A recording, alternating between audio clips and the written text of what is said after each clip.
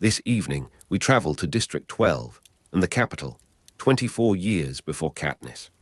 On the morning of his 16th birthday, Haymitch Abernathy stands in District 12 Square as the capital prepares the 50th Hunger Games. In this second quarter quell, 48 teenagers will be sent into an engineered arena, while the cameras decide which version of their lives Panem is allowed to see. At dawn, District 12 lies beneath a sky the color of cold ash. You are standing at the edge of the town square, where the people of Panem's coal mining district have gathered beneath the machinery of the annual broadcast. The air is sharp against your face. Cold dust rests on coats, collars, and the creases of waiting hands. Above you, the cameras are already awake. Their black lenses turn slowly from the square to the pale buildings, from the buildings to the children arranged in rows, and then back towards the platform. Wires cross the rooftops like fine metal branches.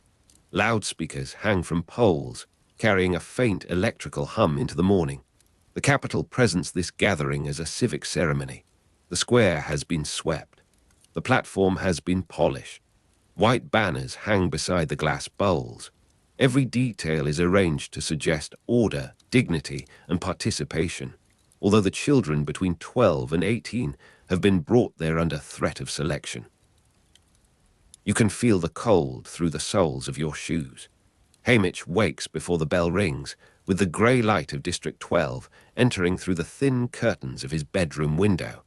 He is 16 years old, and the reaping falls on his birthday. For a few quiet moments, the day belongs only to him. He lies beneath a patched blanket and listens to the house settling around him. Somewhere beyond the wall, his younger brother Sid moves across the floorboards. A kettle begins to tremble over the stove. Pipes knock softly inside the walls. Haymitch knows what day it is. He knows the square will fill before breakfast is finished.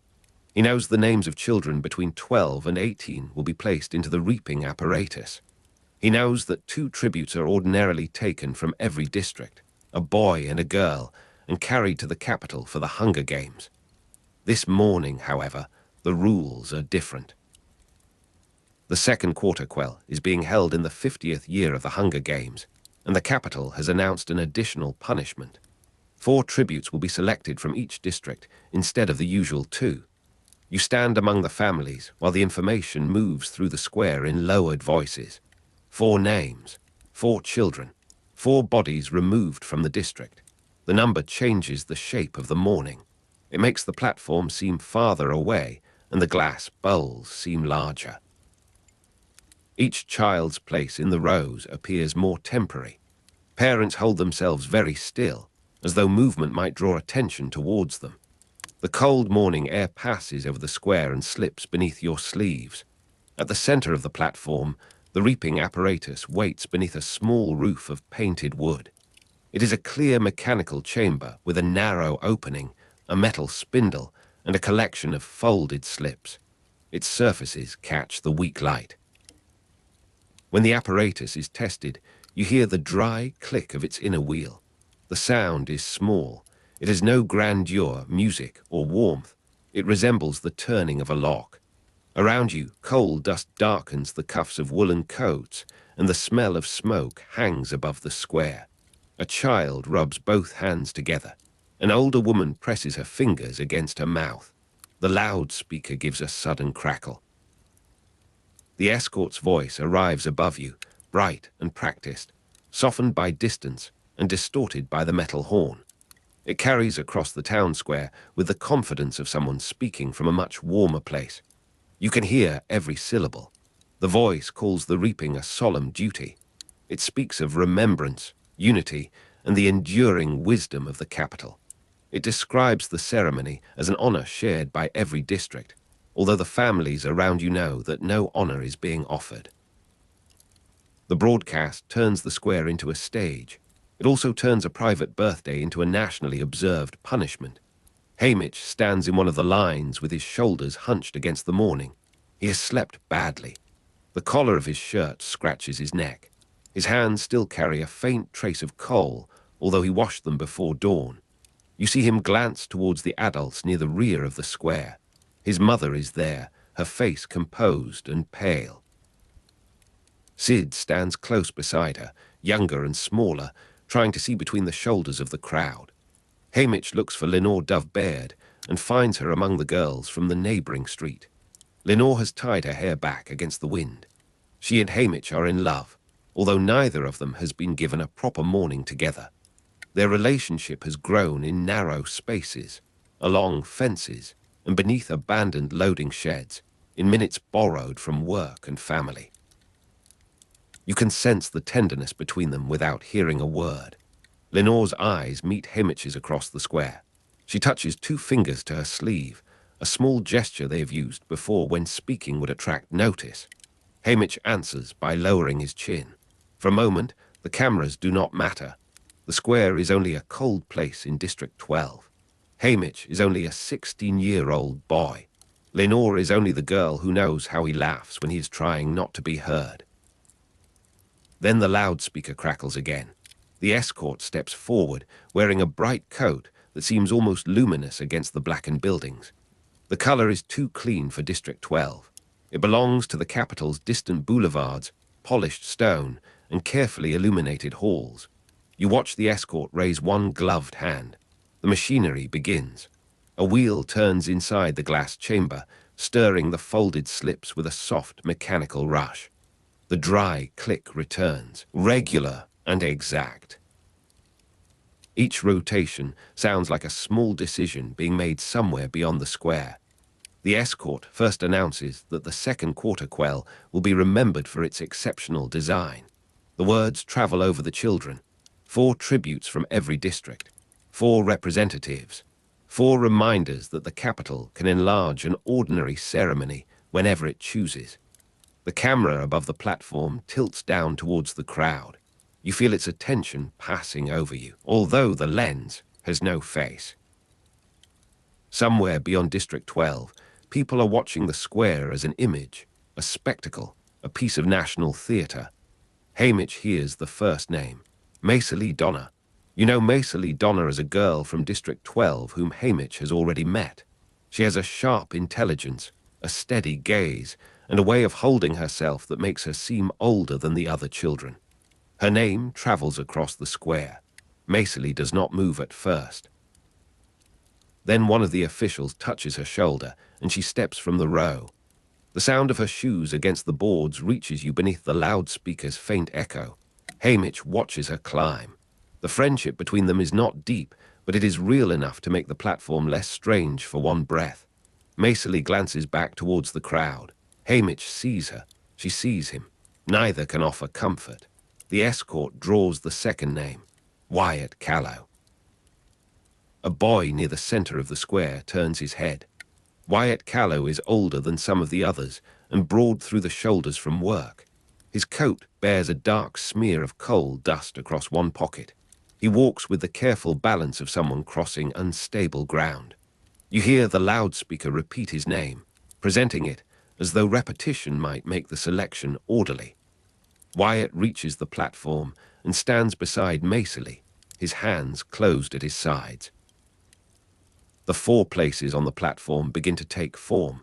The announcement is no longer an abstract change in the rules. It is Maisa Lee, Wyatt, and the empty spaces waiting for 2 more children. The cold becomes more noticeable. You feel it in the thin skin beneath your eyes. It gathers along the metal railings and leaves a faint dampness on the wooden steps. Breath rises from the crowd in pale, temporary clouds. The escort turns to the second bowl. The girl's name is Lulu. It sounds almost delicate beneath the loudspeaker's harsh amplification. A child near the front begins to cry, but the sound is quickly swallowed by the shifting crowd. Lulu steps forward in a coat that is too large around the shoulders. She looks towards an older woman before climbing the steps. The woman does not wave. She only places one hand against her own chest. You watch Lulu join Maisa Lee and Wyatt beneath the cameras. 3 names have been spoken. 1 remains. Haymitch understands this before the escort reaches the final slip. He feels the space around him narrow.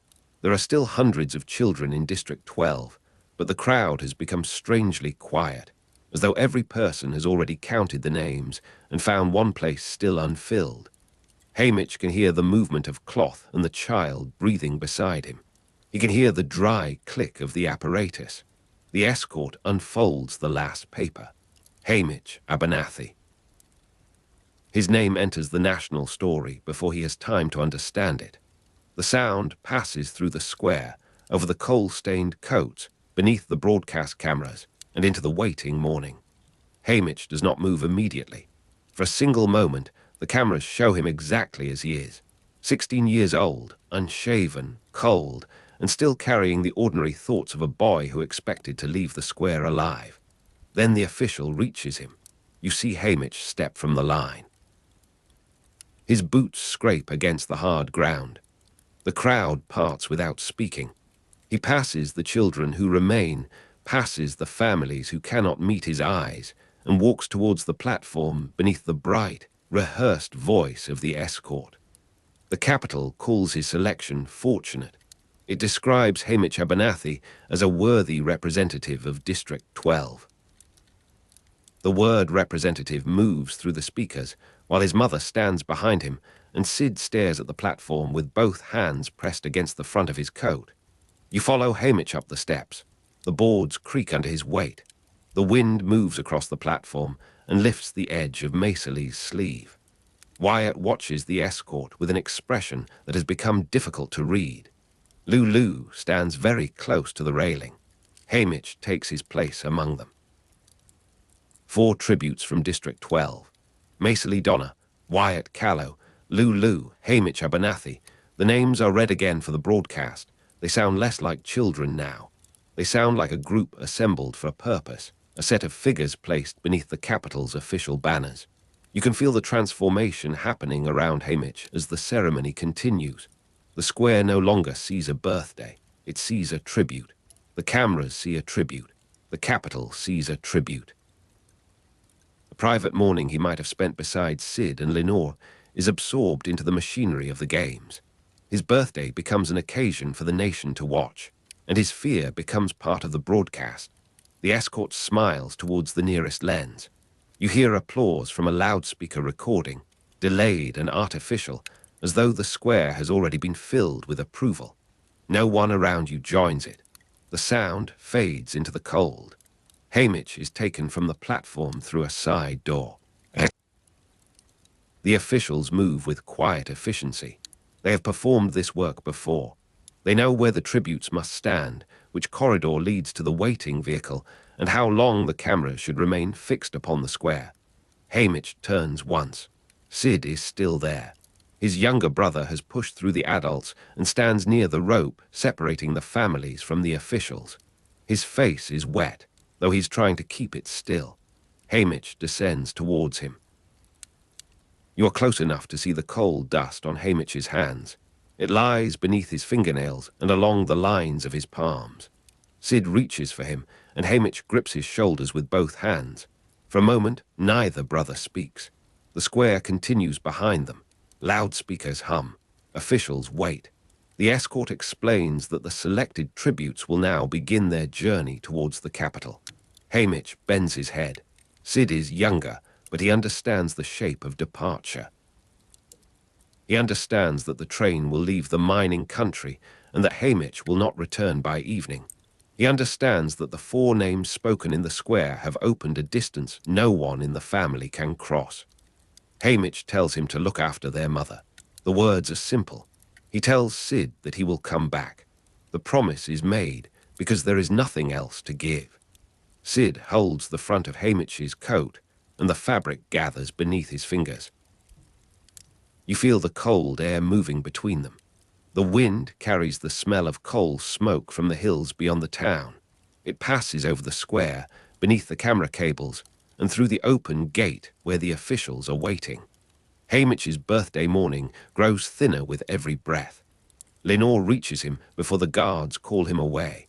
She has left the line of families and crossed the square with her face turned down against the cameras. Her coat is dark. A loose strand of hair moves across her cheek. Haymitch looks at her as though her presence has made the morning briefly solid again. You stand beside them in the narrow space between the gate and the platform. Lenore takes his hand. Her fingers are cold, and the cold dust on his skin marks the side of her palm. She does not wipe it away. Around you, the square is full of footsteps, instructions, and the muted machinery of official departure. Haymitch leans towards her. They do not speak about the capital or the arena. The time is too short for larger words. Lenore tells him that she loves him, and the sentence is almost lost beneath the loudspeaker. Haymitch answers her quietly. The guards begin to move. Lenore's hand remains around his for another second, then slips free. Haymitch watches her step backwards. The cameras turn towards the gesture, searching for something the broadcast can use. The private farewell becomes another image. You see the escort's face appear on a nearby screen, smiling beside the words of the Second Quarter Quell. The screen is mounted above the station entrance. Its colors are too bright in the gray light. The capital story is already replacing the truth. It says that District 12 has offered 4 brave young people. It says that the nation will witness their courage. It says that the games bring the districts together beneath the protection of the capital. You hear the phrases while Haymitch walks towards the train. Behind him remain Sid, Lenore, his mother, the square, and the narrow streets that have held his life. Behind him remain the black slag heaps, the mine entrances, and the low houses darkened by years of smoke. Ahead lies the train. Its metal sides reflect the morning without warmth. Steam moves beneath the carriages. The engine waits with a heavy, patient sound, as though it has all the time in the world. Macely boards first. She pauses at the carriage door and looks back towards the station. Wyatt follows. Lulu steps carefully behind him, keeping one hand against the rail. Haymitch is last. You hear the train's couplings shift as he places one boot on the step. The metal is cold through the leather. His coat still carries the dust of District 12. His face is turned towards the people gathered beside the platform. Sid stands with Lenore. The distance between them is already growing. Haymitch enters the carriage. Inside, the air smells of varnished wood, old fabric, and coal smoke. The seats are softer than anything used in the district. Brass fixtures shine along the walls. A glass lamp hangs above the corridor, glowing with a steady yellow light. You move through the carriage with the 4 teenagers. Macely sits near the window, her hands folded in her lap. Wyatt chooses the opposite seat and looks down at his boots. Lulu remains standing until an attendant gently points towards an empty place. Haymitch does not sit immediately. He turns towards the window and sees the station, the officials, the families, and the banners shrinking behind the glass. Lenore has not moved. Sid is beside her, one hand lifted against his chest. The engine gives a low warning. The train begins to move. At first, the carriage trembles only slightly. The floor vibrates beneath your feet. Outside, the station slides backwards, followed by the square, the rooftops, and the dark lines of the streets. Haymitch watches until the figures beside the platform become indistinct. Then the train carries all 4 tributes away from the mining country. The windows pass from black slag heaps towards brighter country. You see the familiar mounds of waste rock rise beside the tracks, their surfaces grey and uneven beneath the morning light. Coal dust clings to the lower walls of the houses. Smoke trails across the valley in long, flat ribbons. The square disappears. The mine towers become thin against the horizon. The town folds into the landscape, leaving only roofs, chimneys, and the dark mouths of roads leading back towards home. Inside the carriage, no one speaks for some time. The wheels keep their measured rhythm beneath you. Metal joins metal. The sound travels through the floor and settles into the seats. Macely's shoulder touches the window. Lulu looks at the table. Wyatt studies the clasp of his coat. Haymitch remains near the glass. The brightness outside changes slowly. The slag heaps give way to scrub grass, then to fields marked by fences. The soil is dark, but not black. Frost shines along the furrows. Bare trees stand beside the tracks, their branches thin and silvered. You watch District 12 recede. It remains visible in memory, even after the last smoke has vanished.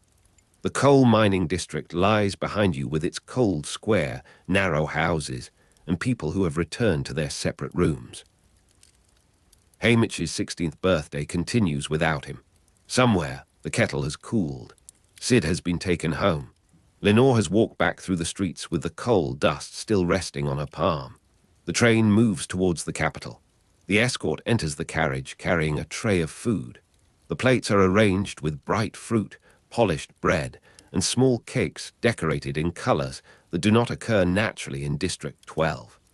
The escort speaks about nourishment and preparation. You notice how gently the tray is held. The four teenagers look at the food, but do not reach for it immediately. The morning has left a heaviness inside them that no meal can remove. Haymitch eventually takes an apple. Its skin is smooth and red beneath his thumb. Macely accepts a cup of tea. Wyatt asks where the train is going. The escort answers that the journey will carry them through several districts before reaching the capital.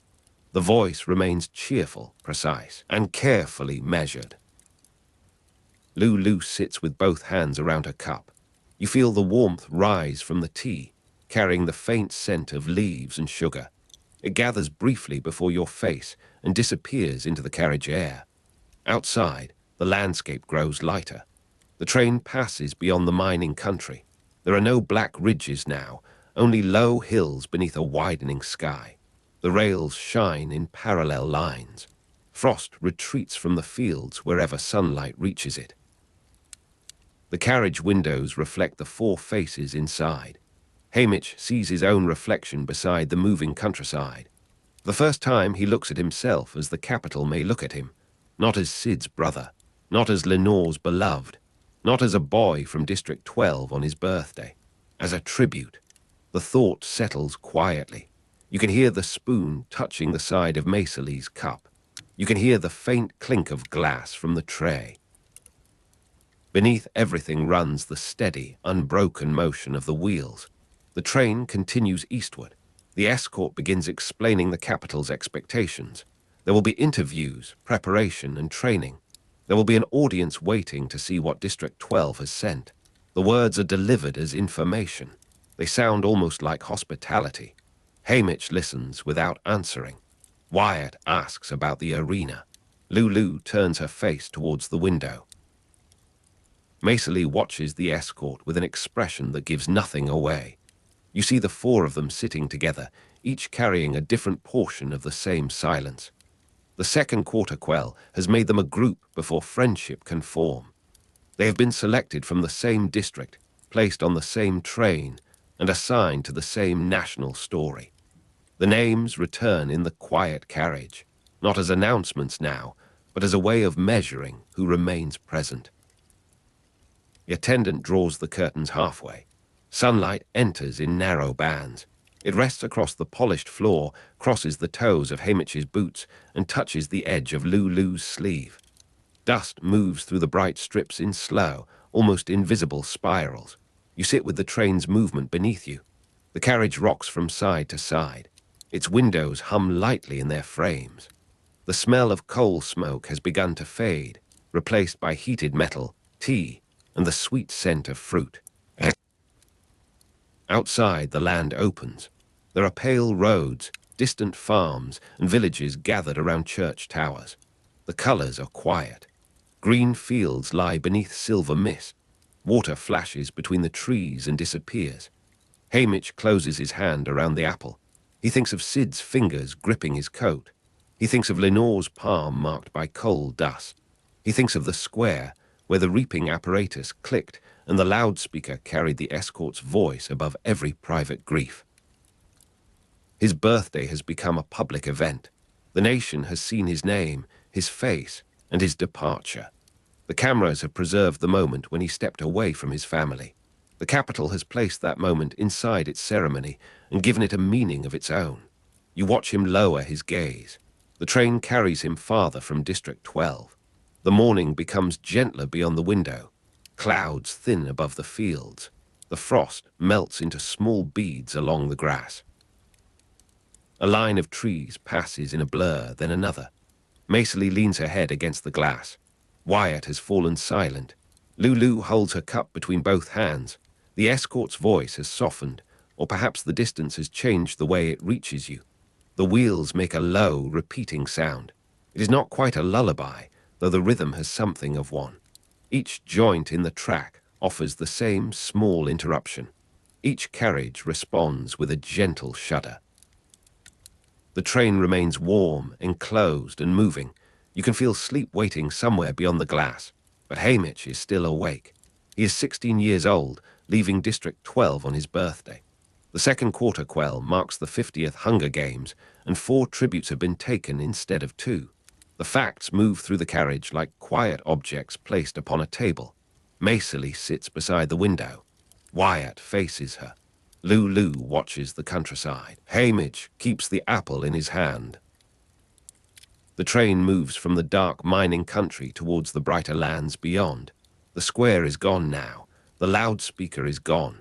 The dry click of the reaping apparatus has faded beneath the wheels. Coal dust still rests on Haymitch's coat, but the light through the windows has begun to soften it. You see fields. You see trees. You see the pale sky opening above the rails. The carriage grows quiet.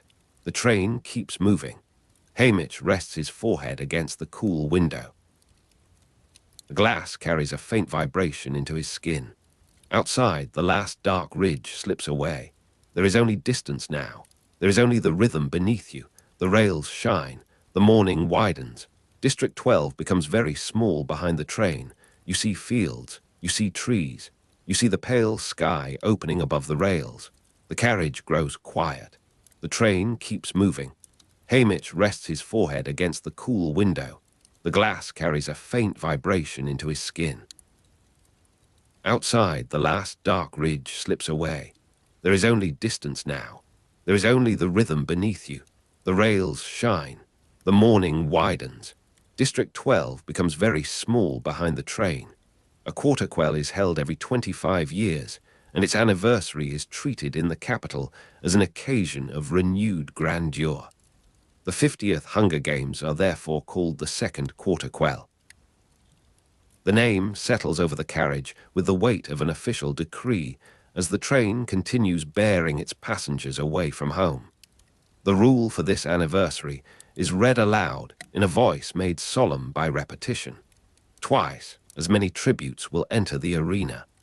48 young people will be gathered from Paynham's 12 districts, with 4 tributes representing each district instead of the usual 2. You remain seated beneath polished woodwork, listening to the wheels pass over each joint in the rails. The sound travels through the floor and into the furniture, a steady pulse beneath the capital's announcement. Haymitch looks towards the other 3 District 12 tributes, and the 4 of you understand that the number is not an ornament. Outside, the morning light drifts across wide fields, silvering the wet grasses and catching on the narrow streams between the furrows. The air inside the carriage smells of varnished wood, warm fabric, and the artificially sweet food arranged upon a nearby table. Small cakes gleam beneath a clear cover, their icing colored like polished stones. Fruit has been cut into perfect shapes, each piece bright and delicate, without the bruised edges found in District 12 markets. A silver spoon trembles faintly in its dish whenever the wheels strike a rough section of track.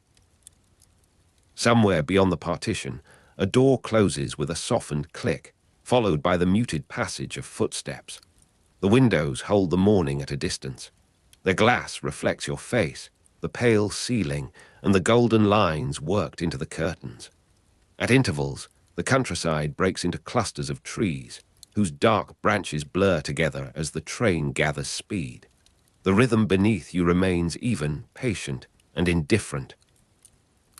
4 District 12 tributes now share the same moving compartment, divided by age, circumstance, and the knowledge that the capital has doubled the field. The rule changes more than the arithmetic of the selection. It alters the shape of every decision waiting inside the arena. In an ordinary games, 2 people from each district may begin with a familiar face beside them.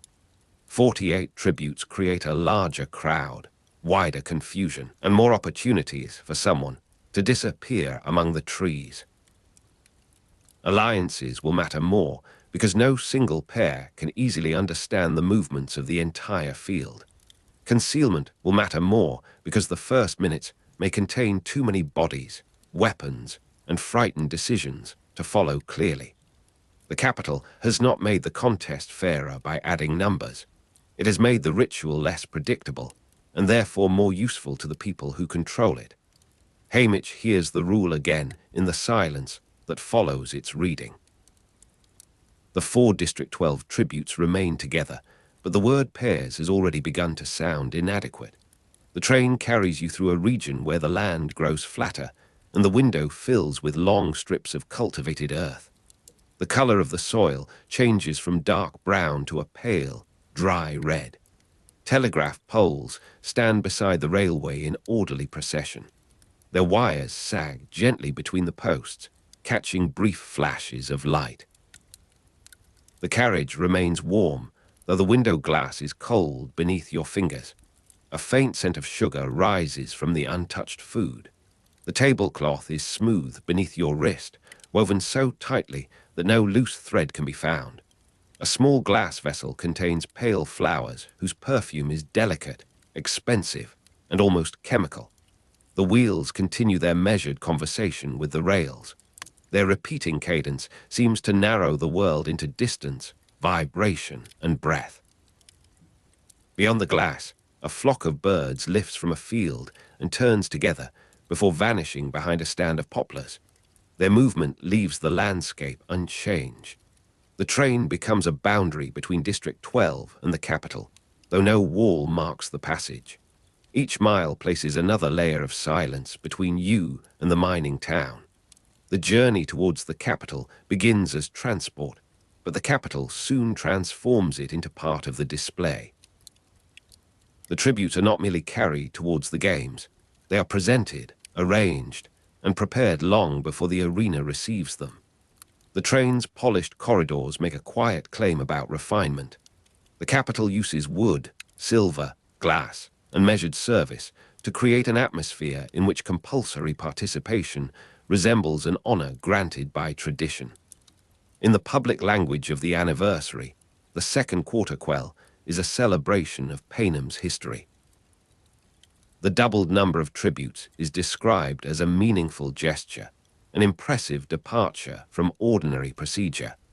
No such language removes the force of the summons.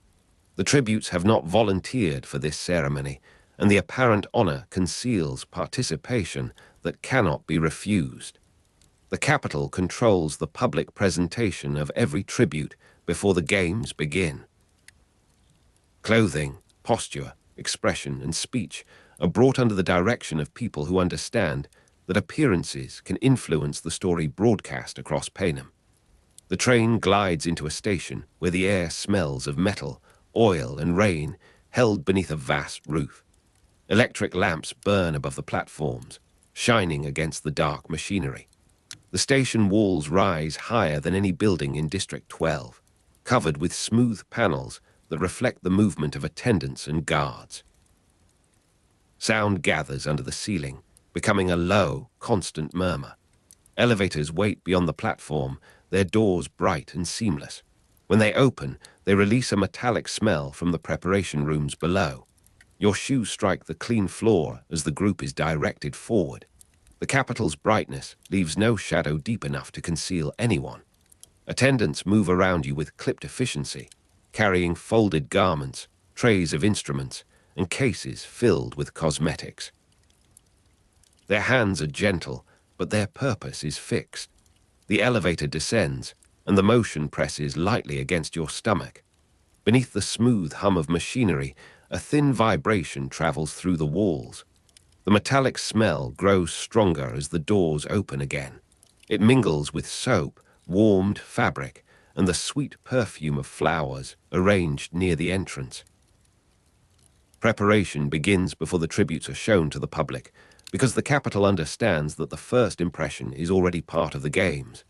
Medical staff examine bodies for weakness, injury, and useful detail. Some marks are covered, some features are emphasized, and some discomforts are treated with quiet speed. Medical attention is offered as care, though it remains another instrument of preparation. Stylists take measurements and discuss color, silhouettes, and symbols. Fabric is held against the skin beneath bright electric lights, and every choice is judged for the effect it may produce when cameras begin to watch. Interview preparation follows the medical examination. Questions are rehearsed, pauses are adjusted, and personal histories are shaped into statements that can be understood quickly by a distant audience. The Capitol does not need to change a person completely. It only needs to select certain fragments, polish them, and place them in an attractive frame. The rooms are bright enough to make every surface visible, from the polished metal of the tables to the fine powder drifting across a dressing cloth. Heat gathers beneath the lamps. Electric lights hum overhead, steady and pale. They flatten the shadows beneath your eyes and make the fabric colors appear almost too vivid. Bright cloth rests across nearby chairs, red beside turquoise, gold beside a green so deep that it resembles leaves after rain. The textures change beneath your fingertips from satin to velvet, then to stiff woven material. A comb moves through hair with a dry whisper. Pins touch the dressing table in small, precise sounds. The air carries the faintly metallic odor of elevators and preparation rooms. Beneath it lies the artificial sweetness of fruit syrup and sugared cream. Camera lenses wait on stands near the walls, dark circles surrounded by polished housings. The glass surfaces catch the electric light in small, cold reflections. Applause rises occasionally from another chamber, arriving through the ventilation system as a distant swell. It fades, returns, and fades again. The sound does not reveal what has been praised. It only reminds you that the Capitol is always deciding how to respond. Haymitch and the other district, 12 tributes are prepared for public judgment, first through appearance and then through speech. Their bodies are treated as material for a national pageant. The Capitol's broadcast will carry the games throughout Panem, but the broadcast begins before the arena. It includes the journey, the procession, the costumes, and the interviews that teach the audience how to interpret each tribute. Every tribute is given a place within a larger story. A quiet person may be presented as mysterious, a frightened person as delicate, and an angry person as dangerous. Personality is edited into entertainment with remarkable speed. The changes often require only a hairstyle, a sentence rehearsed beneath supervision, or a smile held for 1 second longer than comfort allows. Haymitch is still Haymitch beneath the clothing chosen for him, yet the Capitol begins constructing a version that can be sold to Panem. His silence becomes a problem to be solved, while his sharpness becomes a feature to be displayed. The other 3 District 12 tributes are treated according to the same logic. Their origins, voices, faces, and fears are gathered into convenient shapes. The interviews do not ask who the tributes are in any private sense. They ask what version of each person can survive the brightness of public attention. The rooms assigned for rehearsal are lined with mirrors, and your reflection stands among many others, all carefully arranged beneath lamps that never dim. The glass doubles every movement. A stylist's hand smooths the shoulder of a jacket, pressing the fabric flat. Nearby, a row of shoes waits on a raised platform, each pair clean enough to reflect the ceiling. Perfume hangs in the air with a sweetness that becomes almost heavy. It settles over the sharper scent of metal and the warm dust released by the elevator machinery. A teleprompter glows beyond the rehearsal stage, its letters moving upward in a quiet stream. The screen casts a bluish light across the floor. Cameras turn on their mounts, producing soft mechanical clicks. Their lenses remain dark and unreadable. Applause is practiced as well, rising when a cue is given and stopping when another signal passes through the room. The sound has no weather inside it. The artificial food returns at each meal, bright with glaze and arranged in small, elegant portions. Sugar clings to the roof of your mouth after the first bite. Somewhere above, the public procession is being assembled. The city waits with electric signs, clean streets, and balconies prepared for spectators. The capital dresses coercion in ceremonial brightness, placing the tributes within a procession designed to suggest honor, unity, and celebration. Each district is given an arrangement, a color, and a visual identity. The tributes are transported through the city before the games, displayed where the public can see them. The procession turns private fear into a civic spectacle. Crowds gather along the streets, and cameras follow the movement from elevated platforms. The capital broadcasts every expression it can capture, from nervous glances to carefully directed smiles. The 4-district 12 tributes are placed together, though the larger rule has already divided the future field into unstable possibilities. 4 people stand beneath the name of one district, and none can know which loyalties will survive the arena. The anniversary intensifies the ceremony. More banners hang above the route, more lights burn from the buildings, and more voices repeat the language of remembrance. The Second Quarter Quell becomes visible as a celebration before it becomes visible as a slaughter. The capital's skill lies in allowing one image to conceal the other. As the procession moves, the public sees costumes and symbols. Beneath them, the tributes feel the restraints of timing, direction, and expectation. The street is polished by recent rain, and the wheels of the procession pass over it with a low, wet whisper. Reflections of color tremble in every shallow pool. Electric lights blaze from the buildings, making the bright fabric of the costumes glow against the gray sky. Gold trim flashes whenever the procession turns. Crowds press behind barriers, their voices merging into a broad, restless sound. Applause breaks across the street in waves, then settles into a murmur. Camera lenses point down from balconies and rise from platforms at the roadside. Small red lights show which machines are recording. The air tastes of damp stone, perfume, and sugar drifting from stalls decorated for the anniversary. Warm pastries are carried through the crowd in silver trays. You feel the movement of the vehicle through the soles of your feet. Each turn brings a new wall of faces, new colors, and another burst of applause. The Capitol buildings rise around you with pale facades and tall windows. Their surfaces hold the procession in a corridor of brightness. Above the avenue, banners display the symbols of Panem and the number 50. The digits appear again and again, large enough to be read from a distance. The parade passes beneath an arch covered in flowers that have no scent at all. Their petals remain perfect despite the rain. The public ceremony ends, but the broadcast continues into the interview period. The Capitol has already introduced the tributes as figures within a national narrative, and the conversations now give those figures voices. Each tribute is placed beneath a separate light and questioned before a large audience. The interviewer's warmth is measured, polished, and carefully timed. A joke can soften fear. A tender memory can create sympathy. A display of anger can produce excitement. The Capitol's control is most evident in the boundaries surrounding each answer. Questions appear spontaneous, yet the setting determines what may be said, how long it may be said, and which emotions will be rewarded.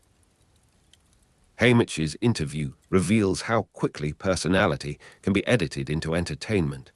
His intelligence and resentment are made visible in ways that invite fascination rather than concern.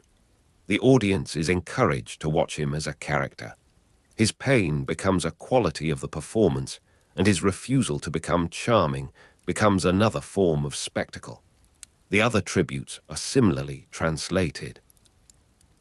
A gesture becomes evidence of courage, a hesitation becomes innocence, and a carefully placed silence becomes mystery. Through this process, violence is reorganized into anticipation. The broadcast gives Panem a sequence of introductions, costumes, reactions, and predictions. When the arena begins, The audience will not see 48 strangers. It will see a cast assembled by the Capitol. The interview room carries the heat of many lamps, yet the floor beneath your feet remains cool and smooth. The difference makes the space feel strangely divided. Fabric brushes against the backs of your knees as you sit, its surface soft but tightly woven. A thin seam presses beneath one finger. The microphone stands close to your mouth, black and polished, with a small metal grill that catches the light. Its cable disappears beneath the stage. Camera lenses adjust with faint internal whirs. Their movements are small, almost polite, and impossible to interpret. Applause arrives from the audience in bursts, sometimes warm and sometimes sharp. It rises whenever a familiar emotion appears in a form the crowd recognizes. The scent of powder and perfume covers the metallic air. Underneath, the preparation rooms leave a trace of oil, disinfectant, and cold machinery. Artificially sweet food waits in the corridor after each interview. The glaze on the pastry shines beneath covered lamps, and the fruit tastes of syrup rather than soil. Beyond the walls, elevators travel between floors with a low mechanical rumble. Their doors open and close as staff move the spectacle forward. The brightness makes time difficult to measure. Morning, afternoon, and evening become changes in costume and the shifting temperature of the corridors. At last, the tributes are moved from the world of presentation towards the arena. The transition is made through elevators, corridors, and sealed rooms, each stage controlled by people who never need to explain themselves. Medical attention is given once more, checking breathing, pulse, balance, and visible injury. The procedure is efficient because the Capitol requires the tributes to appear ready. The apparent honor of the anniversary remains present in every announcement. The Second Quarter Quell is praised as historic, ceremonial, and significant. Yet the tributes are still being prepared for compulsory participation in a lethal contest. The language of celebration cannot alter the practical meaning of the doors closing behind them. The larger field makes concealment necessary from the first instant. 48 tributes cannot all be watched, understood, or remembered at once. Some will seek weapons, some will seek shelter, some will search for familiar faces, while others will move away from every person they see. The Capitol has altered the ritual by changing its most basic number. The rule demonstrates that the authorities can reshape the games whenever they choose, and tradition itself offers no protection. The elevator enclosure is narrow and bright, with metal walls that return your reflection from every side. The surface feels cold even through your clothing. A medic's instruments rest in a tray, arranged in parallel lines. Glass touches metal with a restrained, delicate sound. The air is dry and faintly antiseptic. Beneath that clean sharpness lies the smell of cables, oil, and heated machinery. A seam in the floor trembles as the elevator rises.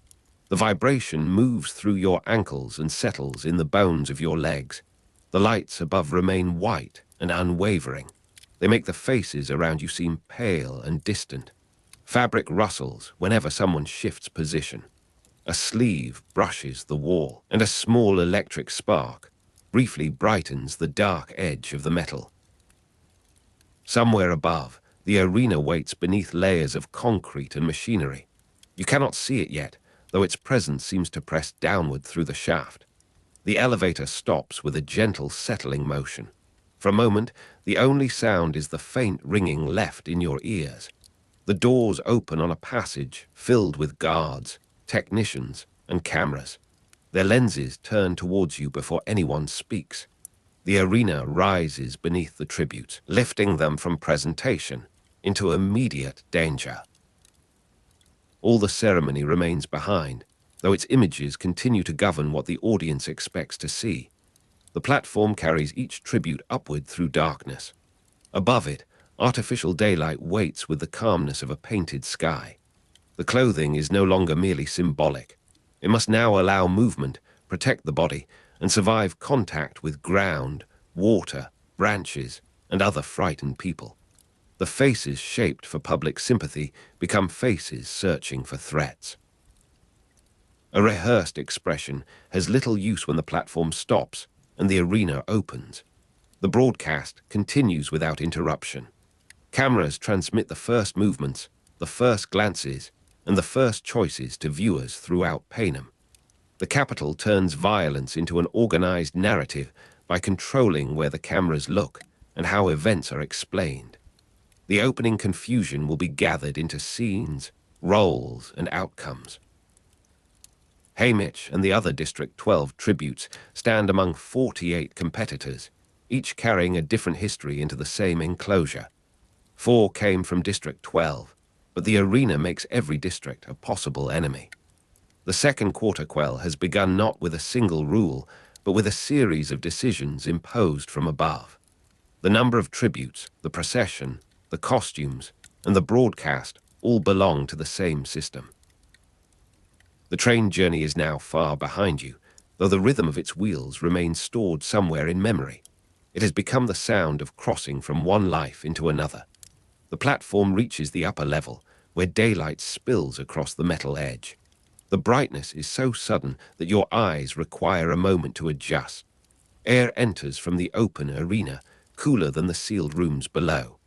It carries wet earth, leaves, and the faint mineral scent of stone. The artificial lights beneath the platform continue to shine, but their glow fades against the wider brightness above. Their reflections remain on the elevator walls. A breeze moves across the fabric prepared for the ceremony, lifting one loose edge and letting it fall. The cloth makes a soft, dry sound. The metal beneath your shoes is cold and slightly rough. Small grains of dust have collected in the seams. Beyond the platform, the arena stretches beneath a sky too clear to trust. Trees stand at measured distances, and shadows gather beneath them. Water glimmers somewhere beyond the first line of ground. Its surface catches the light in broken fragments. The cameras are already waiting, their lenses black against the brightness. Their attention gives the open space the feeling of a stage. A signal sounds, brief and exact, and the platform begins to settle into place. The world of interviews disappears beneath the rising edge of the arena. You are standing at the center of the Second Quarter Quell, with 48 tributes placed around you and the rules already fixed. The anniversary has become immediate. The stated rule has doubled the number of participants, but it has not doubled the mercy available to them. 4 tributes from each of Panem's 12 districts now occupy the same dangerous morning. The increased field will make alliances more important than in an ordinary games. It will also make concealment more valuable, because survival may depend upon remaining unseen rather than appearing memorable. The Capitol will continue to narrate every movement. It will decide which faces become symbols, which deaths become dramatic, and which forms of resistance disappear beneath music and applause. The public procession, the stylists, the interview preparation, and the medical attention have all led to this opening moment. Ceremony has been used to soften the edges of coercion. The Capitol's anniversary is bright because brightness conceals shadows. Its pageantry does not lessen the danger. It gives the danger a more pleasing shape. The rule of the Second Quarter Quell remains simple enough to repeat. A quarter quell occurs every 25 years. The 50th games are the Second Quarter Quell. 48 tributes enter from 12 districts. Those facts move through the broadcast, the officials' announcements, and the frightened calculations of the people waiting on the platforms. Repeated often enough, they begin to resemble tradition. The arena waits beneath the clear sky. The cameras hold their positions. The audience beyond the walls falls silent. The wheels are gone now, yet another rhythm begins beneath you, made from breath, machinery, and the distant movement of 48 bodies. The ground is waiting. A thin wind passes over the open space, carrying the scent of crushed grass and damp bark. It moves beneath the bright fabric and cools the skin along your wrists. The arena's trees hold their leaves in stillness, though the highest branches shift against the pale sky. Their shadows form dark shapes on the earth. Water continues to shine beyond the clearing, separated from you by distance and uncertain ground. Small ripples cross its surface without revealing what causes them. Metal remains present beneath the natural sense. It rises from the platform, the weapons, and the machinery hidden below the soil. The air tastes cleaner than the preparation rooms, but it carries no promise of safety. Even the birdsong seems carefully placed within the quiet. Around you, the other tributes stand in separate positions, each figure made distinct by clothing, posture, and fear. No one yet knows which face will become familiar. The electric lights below have disappeared, though their whiteness remains in your eyes. Camera lenses wait beyond the perimeter, ready to turn danger into an image. The silence stretches towards the beginning. It is not the quiet of District 12 fields or the muted stillness of the train. It is the pause before the capital's altered ritual becomes action. The Second Quarter Quell has reached the arena, and the rule has become a living landscape around you. You are standing in District 12, beneath a sky the color of old tin, where the square has been cleared for the reaping and families gather in uneasy lines. Around you, ceremonial banners hang between the buildings, their white fabric dulled by coal dust and the persistent breath of the mining district. Haymitch Abernathy is not yet among the chosen tributes, although his name will soon be carried into the capital beside 3 others. He belongs to a family whose life is measured in small rooms, shared meals, hard work, and the stubborn continuance of people who have very little. His brother Sid is part of that family life, close enough to be included in every ordinary fear and every quiet hope. Beyond the square, the mines descend into the earth, while the railway waits with its dark carriages and polished windows. The ceremony begins beneath the gaze of cameras, yet the official story has already begun to separate itself from what is truly happening. The air has a dry mineral taste, as though the surrounding hills have been ground into dust and lifted by a faint wind. Rough district clothing presses against your skin beneath the formal garments required for the occasion, and the fabric feels stiff at the collar. Children stand beside parents with their hands folded, while older boys keep their shoulders square and their eyes lowered. A hush settles over the square in layers, broken only by the rustle of banners and the distant knock of machinery. Somewhere below the streets, a conveyor turns through the darkness, producing a mechanical murmur that never quite leaves District 12. The warmth of crowded bodies gathers beneath the pale morning air, though no one seems comforted by it. You can smell coal smoke along the road, mixed with damp stone, soap, and the faint sweetness of someone's hurriedly combed hair. At the platform, the capital representative smiles with practiced brightness, presenting the reaping as an orderly inheritance of law. The crowd receives the performance without believing it, because hunger has made everyone in District 12 an attentive student of appearances. A sudden disturbance begins beyond the marked boundary, where a boy has slipped away from the lines and run towards the outer road. For a moment, the movement seems almost ordinary, like a child breaking from a procession to reach someone waiting nearby. Then the armed peacekeepers turn, and the square understands that the boy is not playing. He runs past a shuttered shop, past the coal carts, and past a wall blackened by years of smoke. The capital has given the district its rules, and those rules allow no uncertainty once a public ritual has begun. You see the boy reach the edge of the square before a shot strikes him, and the sound cuts through every voice. His body falls upon the packed earth, and the movement of the crowd stops as completely as if the entire district has been sealed. No one rushes forward, because the rifles remain raised, and the authority of the capital stands visibly around the dead boy.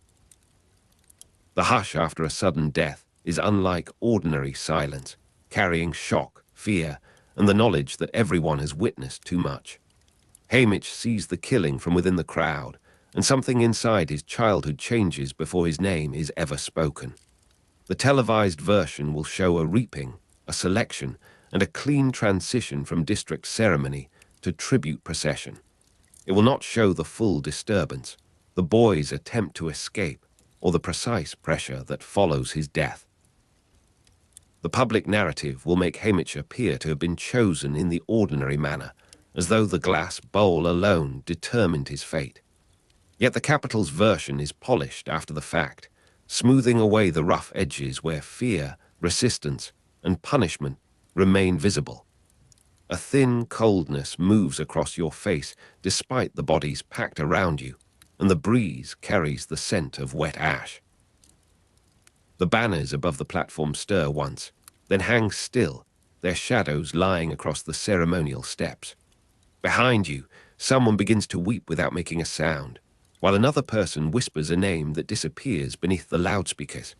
The square feels smaller than it did a moment earlier, pressed inward by rifles, cameras, and the knowledge of the fallen boy. A coat sleeve brushes your hand, rough with worn wool, and the contact lasts only until its owner pulls away. The mechanical hum beneath the district seems louder now, as though the mine itself has become aware of the punishment. No bell rings for the dead, and no official asks the crowd to remember him. At the platform, the Capitol representative waits with a frozen expression, allowing the silence to become part of the spectacle. Haymitch is still surrounded by the familiar shape of District 12, but the place has begun to recede from him. The death has shown him that there is no safe edge to the Capitol's authority, not even beyond the reaping lines. When the ceremony resumes, it does so with a strained brightness that cannot restore the morning. A girl's name is drawn first, and Macy Donna steps forward as one of the two girls selected from District 12.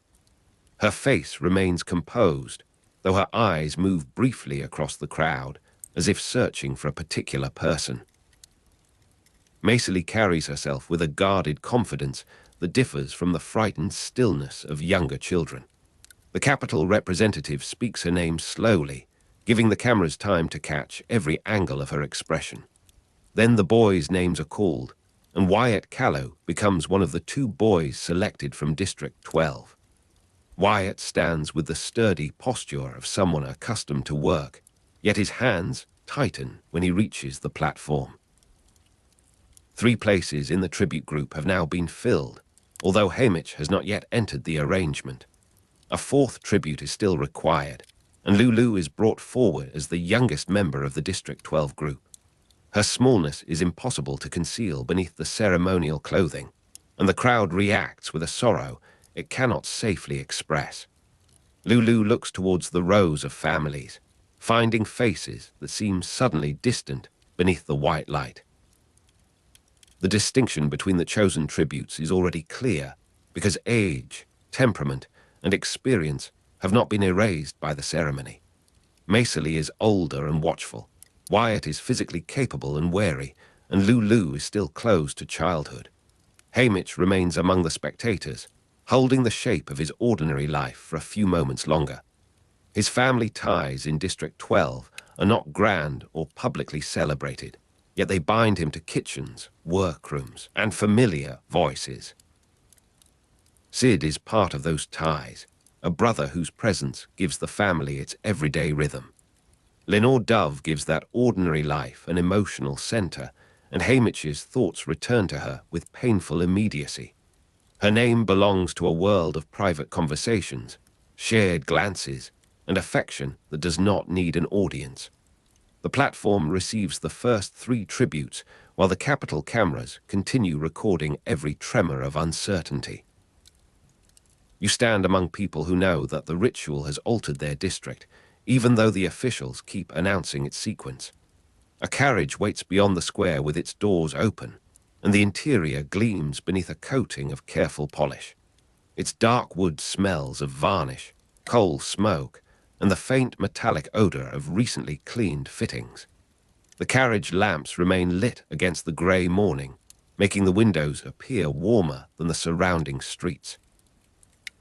Inside, Upholstered seats offer softness that feels almost insulting after years of rough benches and mine dust.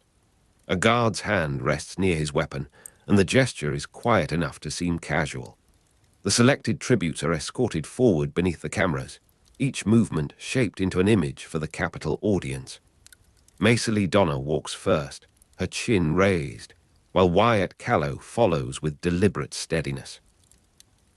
Lulu takes smaller steps, and a peacekeeper adjusts her direction by placing 2 fingers against her shoulder. Haymitch watches them from the edge of the crowd, aware that the empty place beside them is waiting for someone. The boy's death has made that empty place frightening because it demonstrates what the Capitol does when its arrangements are challenged. He thinks of Sid, of Lenore Dove, and of the rooms where his life has been held together by ordinary affection. Those memories do not protect him, yet they become the first belongings he carries towards the waiting train. The doors close around Maisily Donna, Wyatt Callow, and Lulu, while Haymitch is held back by an order no one explains. The square remains visible through the carriage glass, with the crowd blurred into pale faces and dark clothing. Steam drifts along the rails outside the station, spreading in low white ribbons around your ankles. The platform boards are cold beneath your feet, their grain raised by weather and years of coal grit.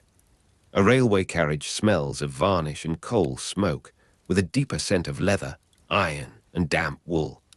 The windows reflect the ceremonial lights, doubling each lamp until the carriage seems lined with small floating moons.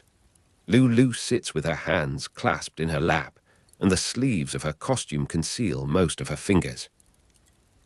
Wyatt studies the door, measuring its distance, and the guards who stand between the tributes and the station.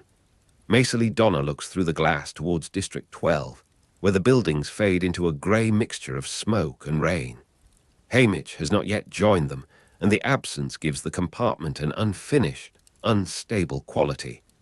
Outside, the district waits beneath the sound of the engine, though no one knows precisely what will happen next. A conductor checks the officials' watches, while the Capitol representative keeps smiling for cameras that have not stopped. The train does not move because the story being transmitted to the nation has not reached its proper shape. Minutes pass with the slow pressure of weather gathering over the valley, and everyone on the platform remains trapped in the delay. Haymitch is brought to the station under guard, not as a boy who has volunteered, but as someone forced into the role of tribute. The order is delivered without explanation, and the officials do not mention the boy who attempted to escape. Instead, they speak of necessity, procedure, and the importance of completing the district's quota. The words are smooth, but their meaning is unmistakable, because Haymitch has already seen the punishment attached to refusal. His selection has not occurred in the ordinary manner described by the televised version of events. The public will later be shown a neat account, in which the names emerge from bowls and the chosen children step forward. What you witness at the station is less orderly, with guards, whispers, and a young man being moved towards a door. Haymitch turns once towards the town, and the gesture carries the whole of District 12 inside it.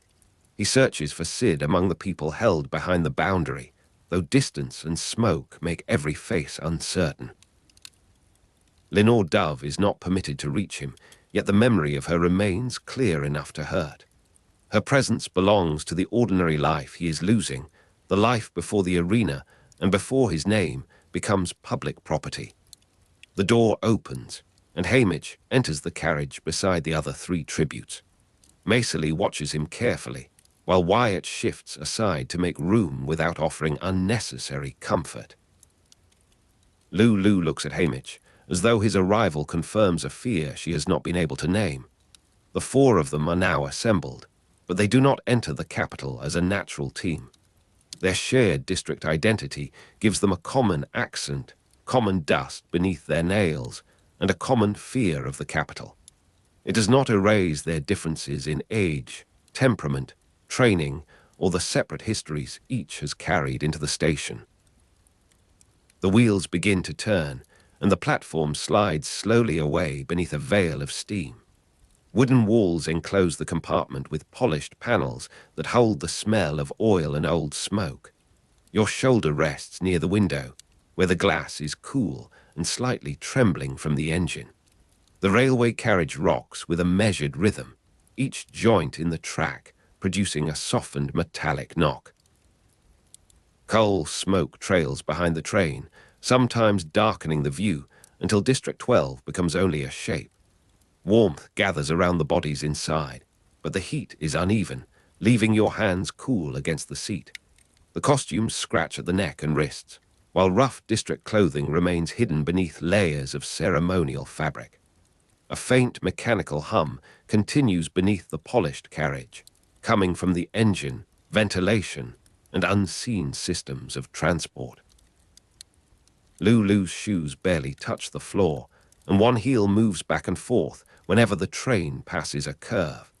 Wyatt keeps his gaze fixed on the door, listening to footsteps beyond it. Macely touches the edge of a sleeve, finding a loose thread beneath the capital tailoring. Haymitch sits with his hands folded, carrying the images of Sid and Lenore Dove into the moving darkness. No one asks him to describe what happened at the reaping, because each tribute understands that walls may have ears. The train carries them away from the mining district, but the capital has already begun to shape their identities. In the first compartment reserved for officials, notes are written beside their names, ages, appearances, and likely audience value. The capital treats the tributes as characters for an audience, assigning qualities before the children have chosen how to fight. Macely is marked as composed, Wyatt as strong, Lulu as vulnerable, and Haymitch as something not yet decided. The labels are tentative, but the process is already underway, and every gesture becomes material for the broadcast. A camera may call courage defiance, silence may become mystery, and fear may be presented as entertainment. The four tributes are moved through the train according to this early interpretation, even while they remain strangers to one another. A corridor light trembles above you as the carriage passes beneath a bridge, and the compartment briefly darkens. The lamps return with a warmer glow, revealing dust caught in the seams of the upholstery. Outside, fields slide past in muted greens and browns, the hedges wet beneath the late morning rain. Coal sidings interrupt the landscape, followed by slag heaps whose black slopes rise like folded mountains. The window carries a thin film of condensation, and the nearest reflection appears softer than the face beyond it. A steward places food upon the table, arranging porcelain plates with an attention that seems detached from the children nearby. Steam rises from a covered dish, carrying the scent of herbs, butter, and unfamiliar sweetness. Lulu looks at the meal without reaching for it, while Wyatt asks whether the food has been inspected. Macely answers with a slight shake of her head, and the small exchange becomes their first form of solidarity. Haymitch studies the tableware, thinking perhaps of Sid at home and the ordinary plates used by his family. He remembers Lenore Dove in the narrow spaces of District 12, where affection was expressed through proximity and patience.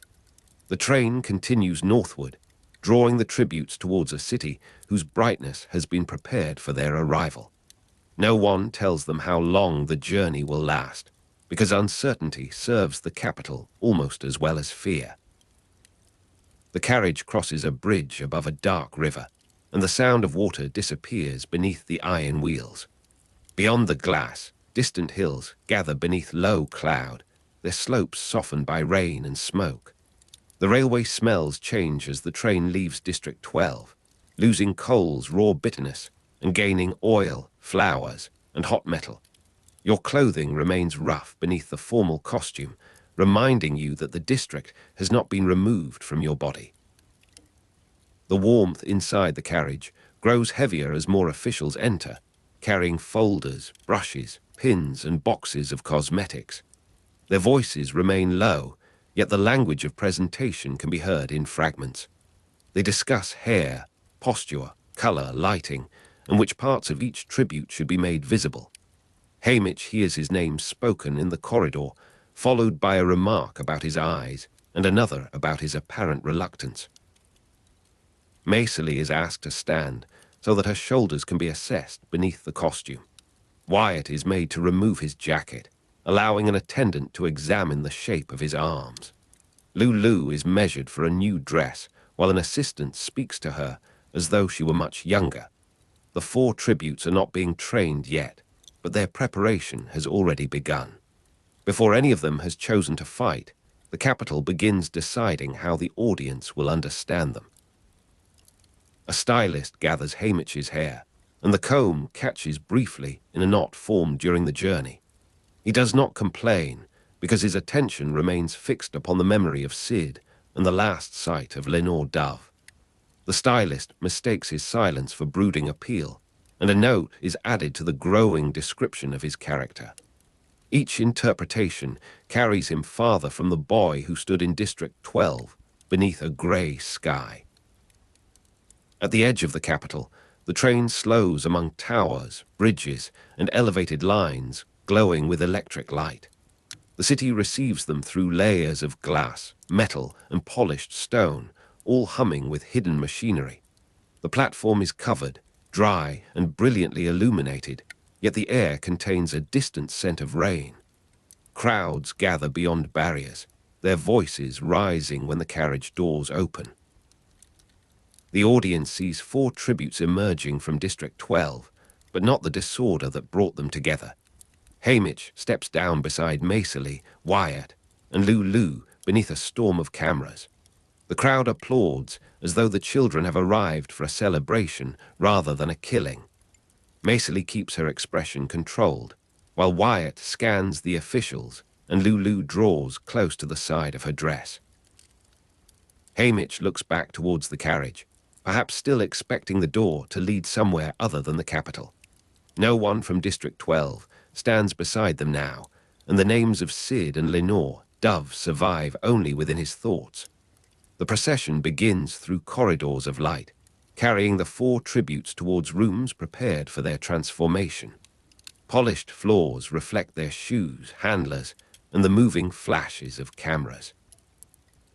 The walls are decorated with images of previous victors, each face arranged beneath a caption that turns suffering into history. A distant mechanical hum lies beneath every Capitol surface, steady as an artificial heartbeat. The air smells of hot wiring, expensive perfume, fresh paint, and the faint mineral odor of stone. Your hands feel the difference between district cloth and Capitol fabric, one coarse and familiar, the other smooth and strangely weightless. Behind the brightness, doors close with soft pneumatic sighs, hiding corridors where attendants hurry from one assignment to another. The warmth of crowded rooms surrounds the tributes as workers gather to examine them. Fingers adjust collars, brush dust from sleeves, and turn faces towards better sources of light. Lulu's small figure becomes an object of immediate interest, with adults speaking above her rather than to her. Wyatt is directed towards a display of weapons, though he has not agreed to be made into a fighter. Macely is placed before a mirror and asked to soften her expression for the cameras. Haymitch is shown several versions of himself in rapid succession, none resembling the ordinary boy from District 12. A handler mentions charm, another mentions danger, and a third wonders whether grief can be made attractive. The language is quiet, almost scholarly, but its purpose is brutal in its simplicity. The Capitol is preparing an audience before the tributes have even reached the arena. Their district clothes remain beneath the costumes, hidden yet present, carrying the roughness of mines and family kitchens. Haymitch thinks of Sid when he sees the first polished dining room because it contains abundance without belonging. He thinks of Lenore Dove when a woman touches his shoulder and tells him to look less afraid. The instruction fails to understand that fear is not an expression he can remove for the sake of a picture. Around the 4 tributes, the Capitol builds separate stories, placing distance between them even when they stand together. The shared name of District 12 is useful for the broadcast, but it cannot make them one household. Macely, Wyatt, Lulu and Haymitch are held beneath the same lights, yet each remains enclosed by private memories. A lift carries them upward through the building, its walls vibrating with hidden cables and moving machinery. The cabin is warm enough to soften the chill left by the railway, but the air tastes faintly of metal. Lights pass through narrow seams in the doors, making pale bands that travel across the floor. Lulu stands very still, trying not to touch the mirrored walls where her reflection multiplies around her. Wyatt keeps one hand near the lift rail, balancing against the motion and listening to unfamiliar sounds. Macely watches the numbers above the doors, counting each level with an attention that gives her something stable to hold. Haymitch looks at his reflection without recognizing the costume, combed hair, or expression arranged upon his face. For a moment, their four reflections occupy the same narrow space, and the differences between them become impossible to miss. They are close in age, only by the broad arithmetic of the games, not by experience or understanding. The lift stops, and a handler instructs them to stand in a line that resembles unity from the corridor. The line breaks almost immediately when Lulu hesitates, and Macely reaches back to steady her. No official records the gesture as solidarity, yet it becomes one of the few kindnesses left outside the script. Wyatt watches the corridor, while Haymitch notices the hand on Lulu's sleeve. Their alliance is not declared, and no promise is made, but fear has briefly produced a common direction.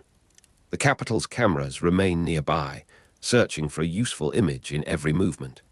A dinner is arranged for the district group, and the table is long enough to make conversation feel ceremonial. Silver dishes gleam beneath lamps, while steam from the food rises in narrow, fragrant clouds.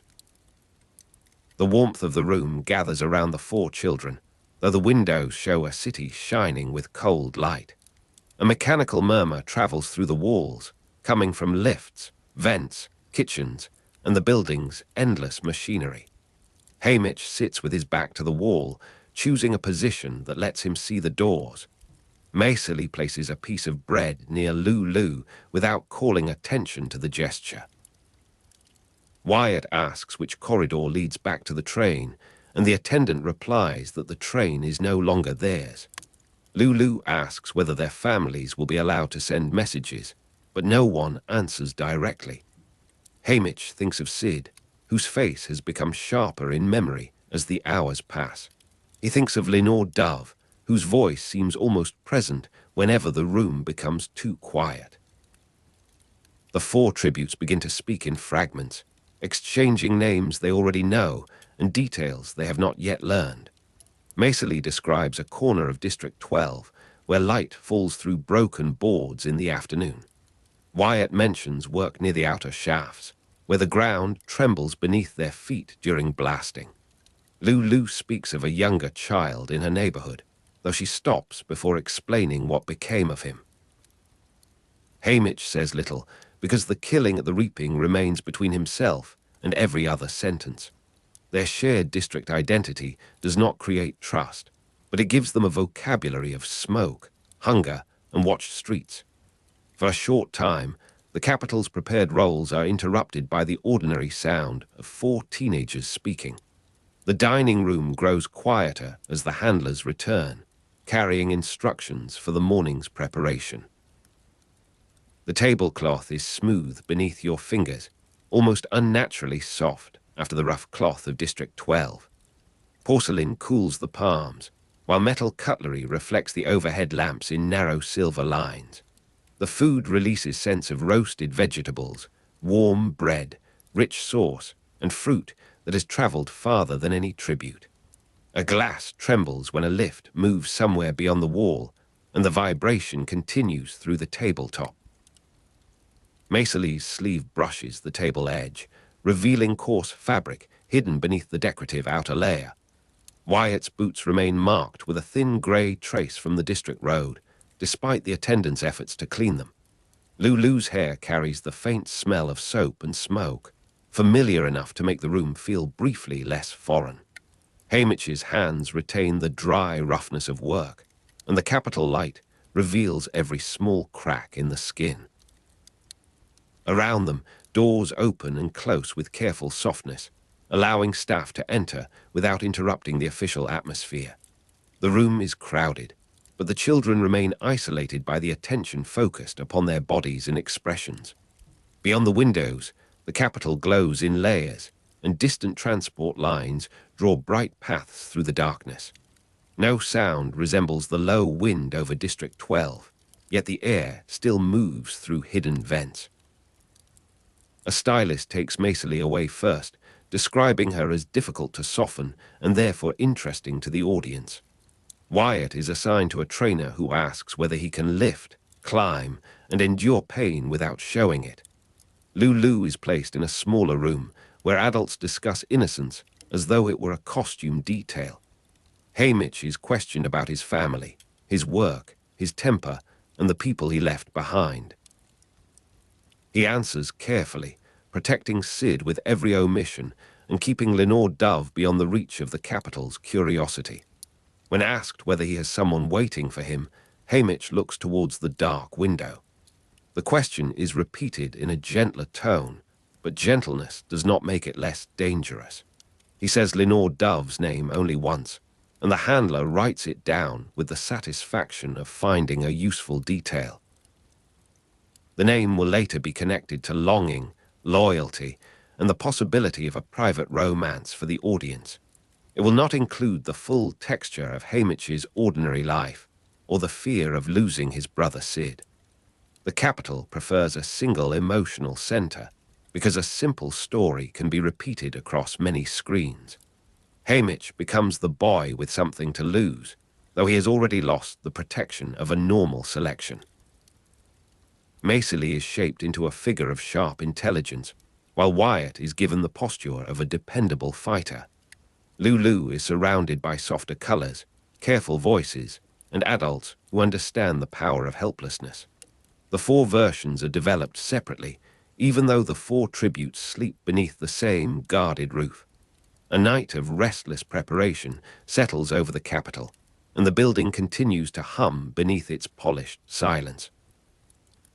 The corridors are carpeted deeply enough to absorb footsteps, leaving doors and voices without clear direction. Warm air rises through vents along the walls, carrying traces of wax, perfume, cooked sugar, and distant smoke. The costumes hang from racks in a preparation room, their bright colors arranged like flags for an invented nation. Under each garment, district clothing waits in crumpled folds, rough, faded, and marked by the lives that produced it. Maisily's dress is pinned and unpinned until its shape suggests confidence without revealing strain. Wyatt's jacket is altered across the shoulders, making his body appear stronger beneath the cameras. Lulu's costume is shortened at the hem, because the capital wants her youth visible in every frame. Haymitch's clothes are chosen to make his eyes seem distant and his silence appear deliberate. A mirror stands against the wall, reflecting the workers more clearly than the tributes. No one asks the children what image they would choose, because choice has never been part of the arrangement. The first lesson of the capital is given before the arena, when appearance becomes another form of confinement. Haymitch lies awake, thinking of District 12, where darkness arrives without needing electric switches. He sees Sid moving through the family rooms, and he hears Lenore Dove speaking in a voice that belongs to daylight. Those memories accompany him into the capital, although the city has already begun to rename them. The next morning, the four tributes stand together for a final district portrait. Maisily is positioned at the center, Wyatt slightly behind her, and Lulu near the edge of the frame. Haymitch is instructed to look towards the camera as though he has accepted the shape prepared for him. He does not accept it, but the photograph captures only his stillness. The official story will begin there, with four children from District 12 gathered beneath a clean light. The hidden story includes the boy who ran, the shot that ended him, and Haymitch's forced addition to the group. It includes a family waiting in the mining district, a brother named Sid, and Lenore Dove holding an ordinary life in place. It includes Macely, Wyatt, and Lulu, each carried away beneath a different burden. Their identities become public property before their friendship has time to develop. Even so, beneath the surveillance and costumes, brief forms of solidarity remain possible. Macely stands close enough for Lulu to touch her sleeve, and Wyatt keeps his body between the youngest tribute and the nearest guard. Haymitch notices both gestures, storing them beside Sid and Lenore Dove as evidence that the district has not entirely vanished. The capital continues to prepare its characters, but the children remain more complicated than the roles assigned to them. A bell sounds somewhere beyond the corridor, announcing another appointment, another fitting, and another controlled movement. The polished floor reflects the four figures as they are led towards the next room.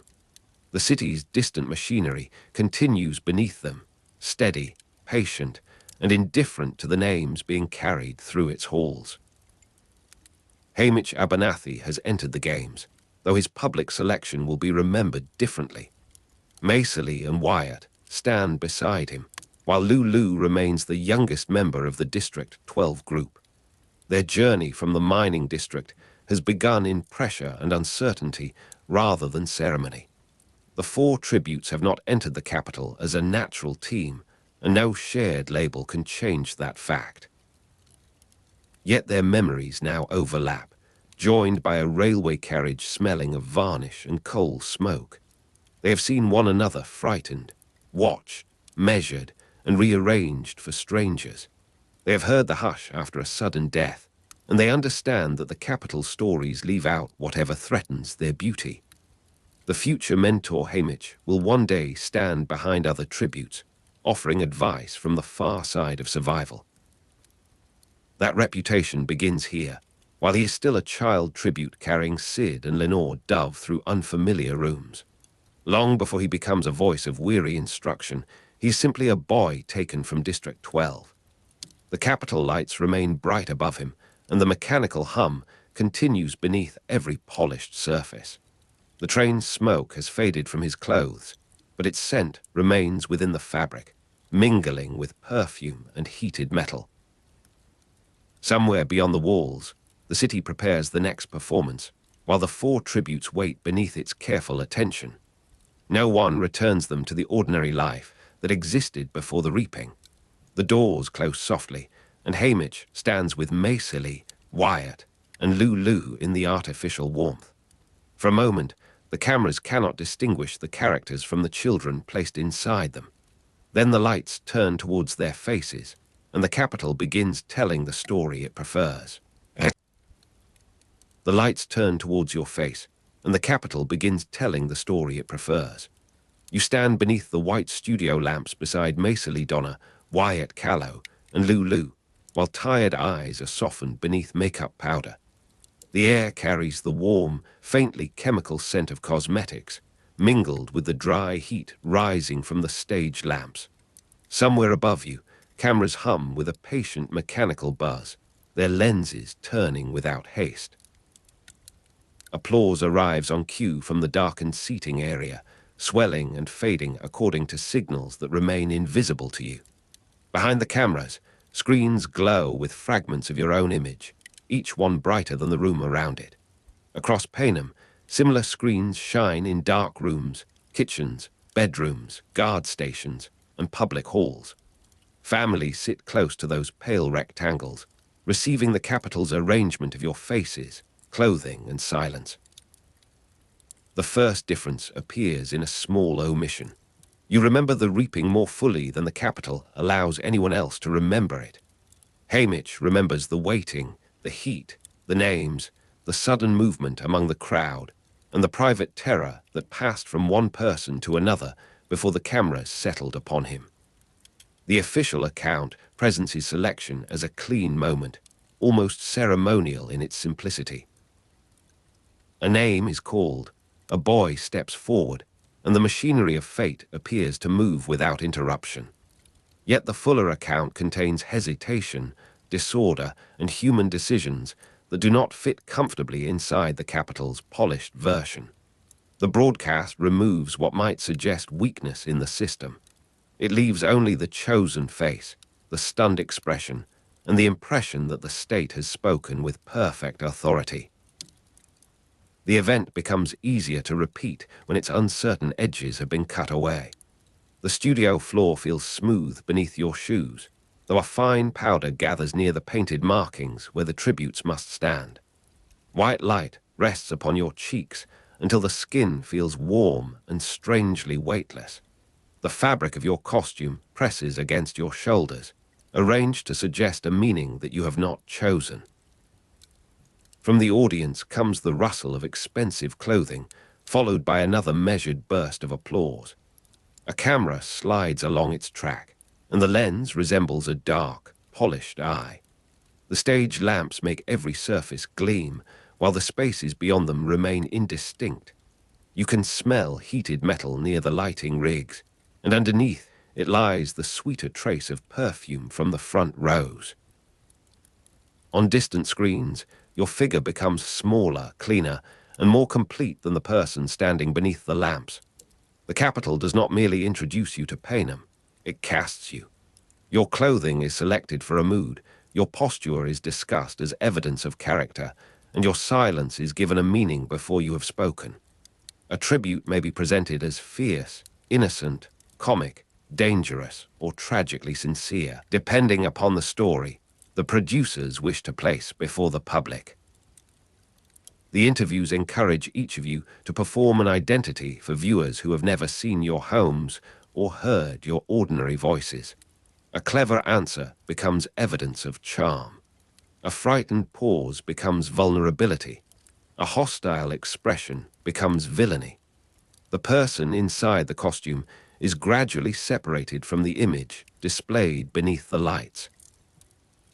Haymitch watches this process beginning around him, and he understands that the Capitol is arranging characters before the arena has even opened. The contest is already being narrated, and the first weapons are descriptions. The white studio light settles over Maiseli's face, revealing the careful powder along her brow and the faint tremor beneath one eye. Wyatt's jacket makes a soft sound whenever he shifts his weight, and Lulu's sleeve brushes against the polished rail behind her. The cameras continue their low buzzing, as steady as insects hidden inside the walls. Somewhere, a stage manager raises 2 fingers, and applause begins with remarkable precision. The sound travels across the room in a broad, pleasant wave, though its timing gives it an artificial smoothness. Warm air presses downward from the lamps, carrying dust, makeup, and the faint odor of heated cables. Beyond the studio, Panem's screens glow in dark rooms where faces are lit from below. The same light touches strangers who have never met, binding them to one carefully edited evening. Haymitch begins to notice the distance between an event and its appearance. He sees how a camera turns away just before someone falters, how a question is repeated when the first answer does not serve the intended mood, and how a pause is shortened in the final presentation. He learns that the public does not receive the arena as a continuous place. Viewers receive selected angles, selected voices, selected injuries, and selected moments of apparent spontaneity. The game makers determine the conditions under which the contest is observed, both by shaping the physical field and by deciding what the cameras can find within it. A fire may be allowed to spread because it creates urgency. A hidden alliance may be revealed because it creates tenderness or suspicion. A death may be shown at length or reduced to a name, and a change in music. Haymitch understands that the broadcast is not a window. It is another arena built from choices. Outside the studio, evening gathers over the Capitol in layers of violet and grey. The streets remain bright beneath rows of lamps, and polished vehicles move quietly along the avenues. Inside the broadcast rooms, technicians lean towards banks of monitors, their faces reflecting the shifting colors of the program. White studio light appears on one screen, then disappears beneath a graphic announcing the next tribute. The faint buzz of cameras continues beneath the voices of presenters, almost hidden beneath their practiced warmth. Makeup powder lies on tables beside brushes, sponges, and small silver containers. Hot stage lamps leave the air dry around the performers, while the corridors beyond them feel cooler and faintly metallic. In distant districts, screens glow within dark rooms, and the same applause arrives through speakers with varying degrees of clarity. The 48 tributes create an abundance of possible stories. The field is large enough for the capital to arrange several competing narratives at once. One group may be shown as disciplined and frightening, another as helpless and brave, while a third remains invisible until the producers require a surprise. Alliances can be encouraged by showing shared meals and gentle gestures, concealed by withholding a camera angle or reframed as betrayal when the desired tension changes. A pair of tributes may become lovers in the public imagination because the edit places their glances together. Two frightened children may be made to appear calculating because their private conversation is surrounded by ominous music. The 48 bodies in the arena offer 48 beginnings, yet the audience receives only the beginnings selected for them. Haymitch senses that the abundance is useful to the capital because any contradiction can be absorbed into the larger spectacle. The arena air carries the sharp smell of cut grass, damp soil, and metal warmed by the sun. Hidden speakers may be buried beneath the earth, and cameras watch from branches, towers, rocks, and openings too small for any human eye. The light changes across the field, moving from pale morning towards a harder afternoon brightness. Every surface appears more vivid beneath the lenses, as if the colors themselves have been polished. In the control rooms, screens glow against dark walls, and operators adjust the balance between distant landscape and close human expression. Applause waits somewhere beyond the arena, stored in the audience's expectation, until a signal releases it. Even the silence around a tribute can be made meaningful when the cameras hold upon a face for a few seconds longer. The capital's spectacle makes suffering appear orderly. Hunger is placed within a schedule. Fear is surrounded by commentary. Death is given a sequence, a name, and a position within an unfolding story. The audience can watch children suffer while believing that the suffering has a purpose, because the broadcast arranges each injury inside the language of competition and consequence. A tribute becomes courageous when the edit places music beneath a final gesture. Another becomes cruel when the same gesture is followed by a sharp change in tone. The machinery transforms pain into structure and structure into meaning. Haymitch sees the danger in this arrangement because the orderly surface conceals the fact that the children are being used. The capital does not need every viewer to admire the games. It needs viewers to accept the form in which the games are shown. A studio corridor lies cool beyond the hot lamps, with pale walls that hold the faint echo of footsteps. The carpet softens each movement, while the polished doors reflect thin vertical lines of light. From one room comes the low murmur of commentators rehearsing names and details. From another emerges the brief clatter of a printer, followed by silence. Makeup powder has settled into the creases of abandoned towels, and the odor of warm cosmetics remains in the fabric. A monitor near the ceiling shows an image of Haymitch, frozen beneath white light with his expression carefully composed. The picture is cleaner than the corridor, and the stillness of his face suggests control. Far away, in dark rooms throughout Panem, screens continue to glow with the version of him that the capital has selected. You begin to understand that surviving the arena will require more than surviving the other tributes. Haymitch must survive the edit.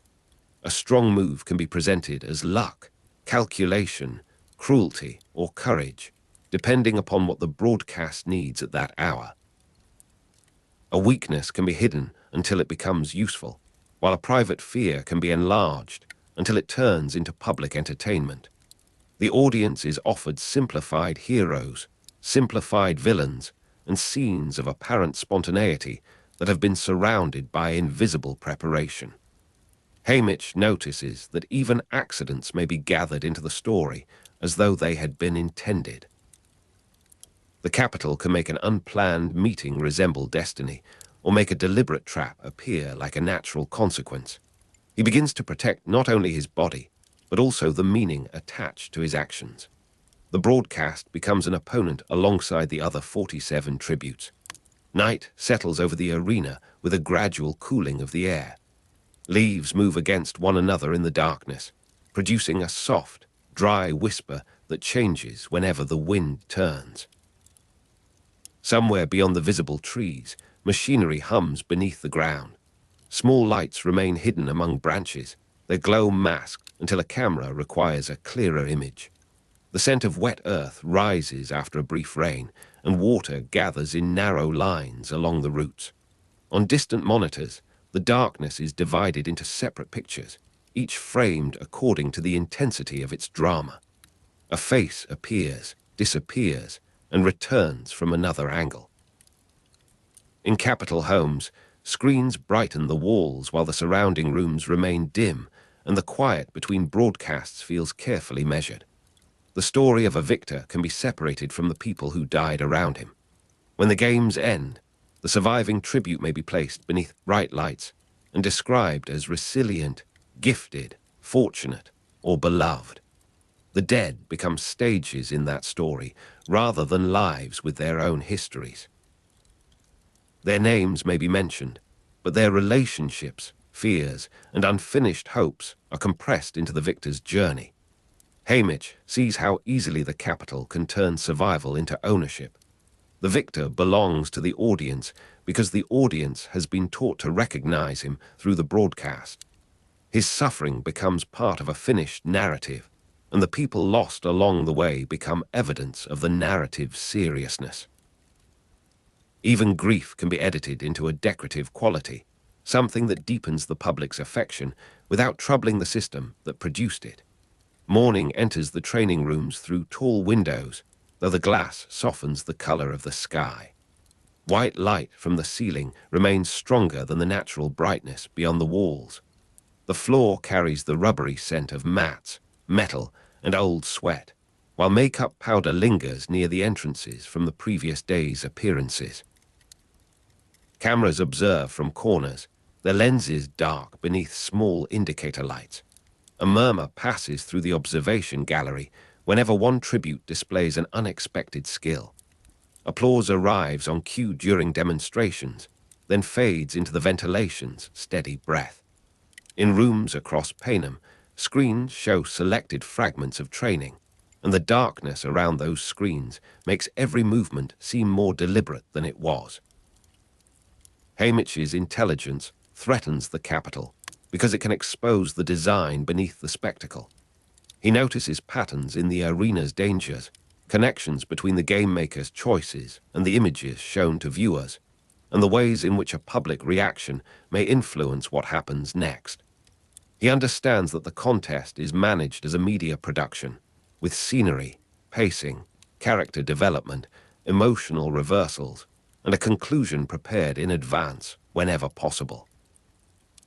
The game makers determine not only where the tributes move, but also how their movement will be understood. A landscape becomes a stage, a weapon becomes a prop, an alliance becomes a plot device.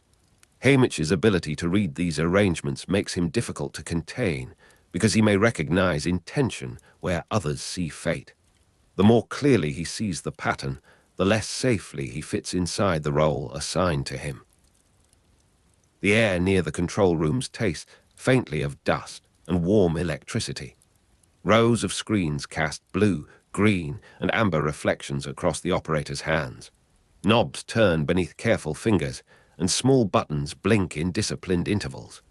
The buzz of cameras reaches the room through speakers, mixed with the rustle of leaves, distant shouting, and the artificial thunder of an engineered storm. Every sound has a source, yet the audience receives them as atmosphere. White studio light falls over commentators whose faces remain composed despite the violence being discussed. Their makeup is immaculate beneath the hot lamps, and their voices carry the soft confidence of people describing a familiar ceremony. Beyond the glass, the capital's night is clear and bright, while the districts watch from darker rooms. Resistance cannot be answered by punishment alone. The capital must also control memory, because an event remembered differently can become a challenge to authority. The official version of Haymitch's reaping removes its disorder, and the official version of his victory may remove the evidence of his understanding. What happened is narrowed until it can support the state's preferred explanation. Later accounts of the games cannot be assumed to show everything that occurred, because the surviving record has passed through cameras, editors, commentators, and officials. Silence may indicate that an event was unimportant, but it may equally indicate that the event was dangerous to display. Haymitch learns to distrust completeness when the capital presents it too smoothly. A polished account often reveals the shape of what has been excluded. Rain gathers against the high windows of a capitol building, making the city outside appear blurred and distant. Drops travel down the glass in slow, irregular paths, joining one another before reaching the frame. Warm lamps illuminate the room, and the wet light from the streets settles in dull bands across the floor.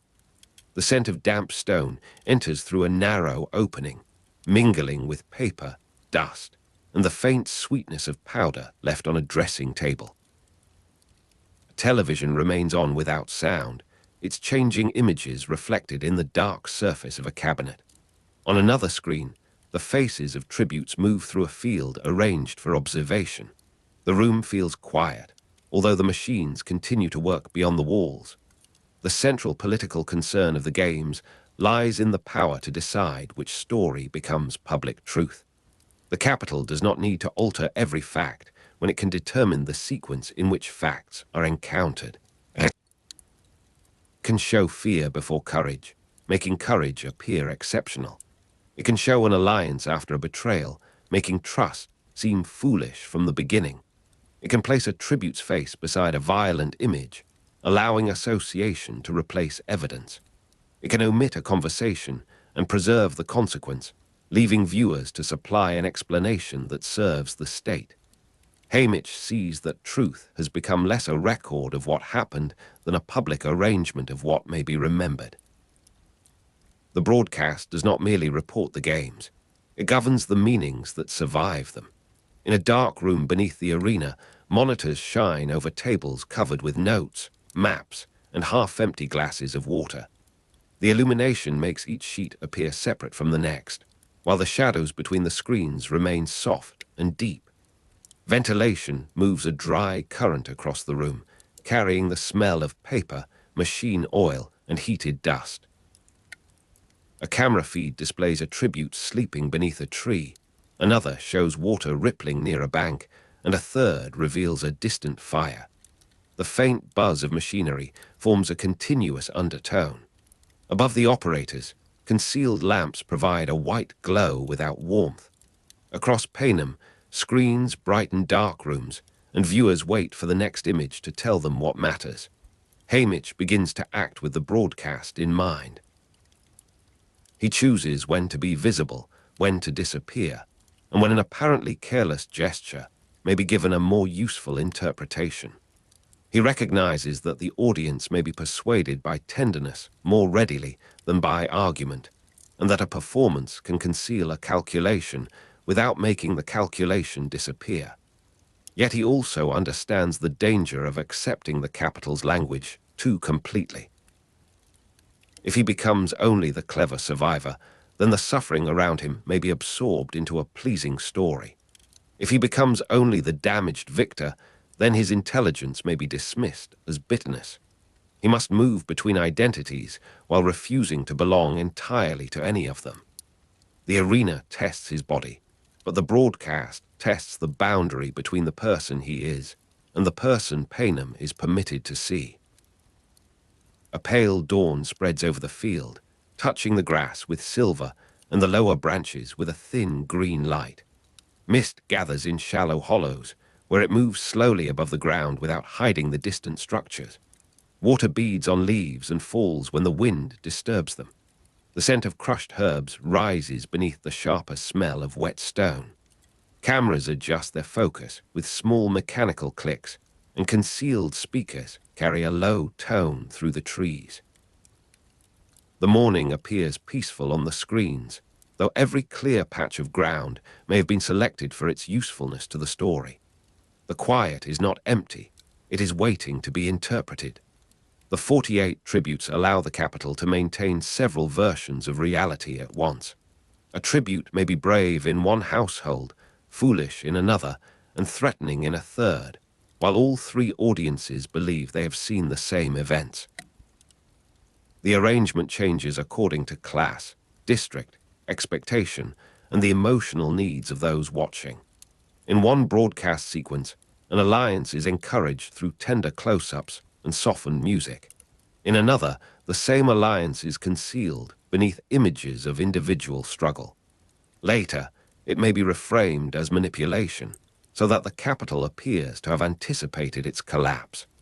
Haymitch sees that competing narratives do not weaken the system. They strengthen it by ensuring that every viewer receives a version capable of holding attention. Contradiction becomes another form of control when no single account can be examined outside the broadcast. The studio has cooled since the first interviews, though the lamps still warm the skin around your eyes. Powder gathers along the edge of a collar, and the smell of cosmetics remains beneath the heavier scent of polished wood. Technicians pass quietly behind the cameras, carrying cables that drag softly across the floor. Applause rises from the audience when a presenter pauses at precisely the right moment. A screen above the stage shows Haymitch smiling, although the expression belongs to a moment already finished. Other screens show Macely, Wyatt, and Lulu in separate frames, each face given its own color, music, and caption.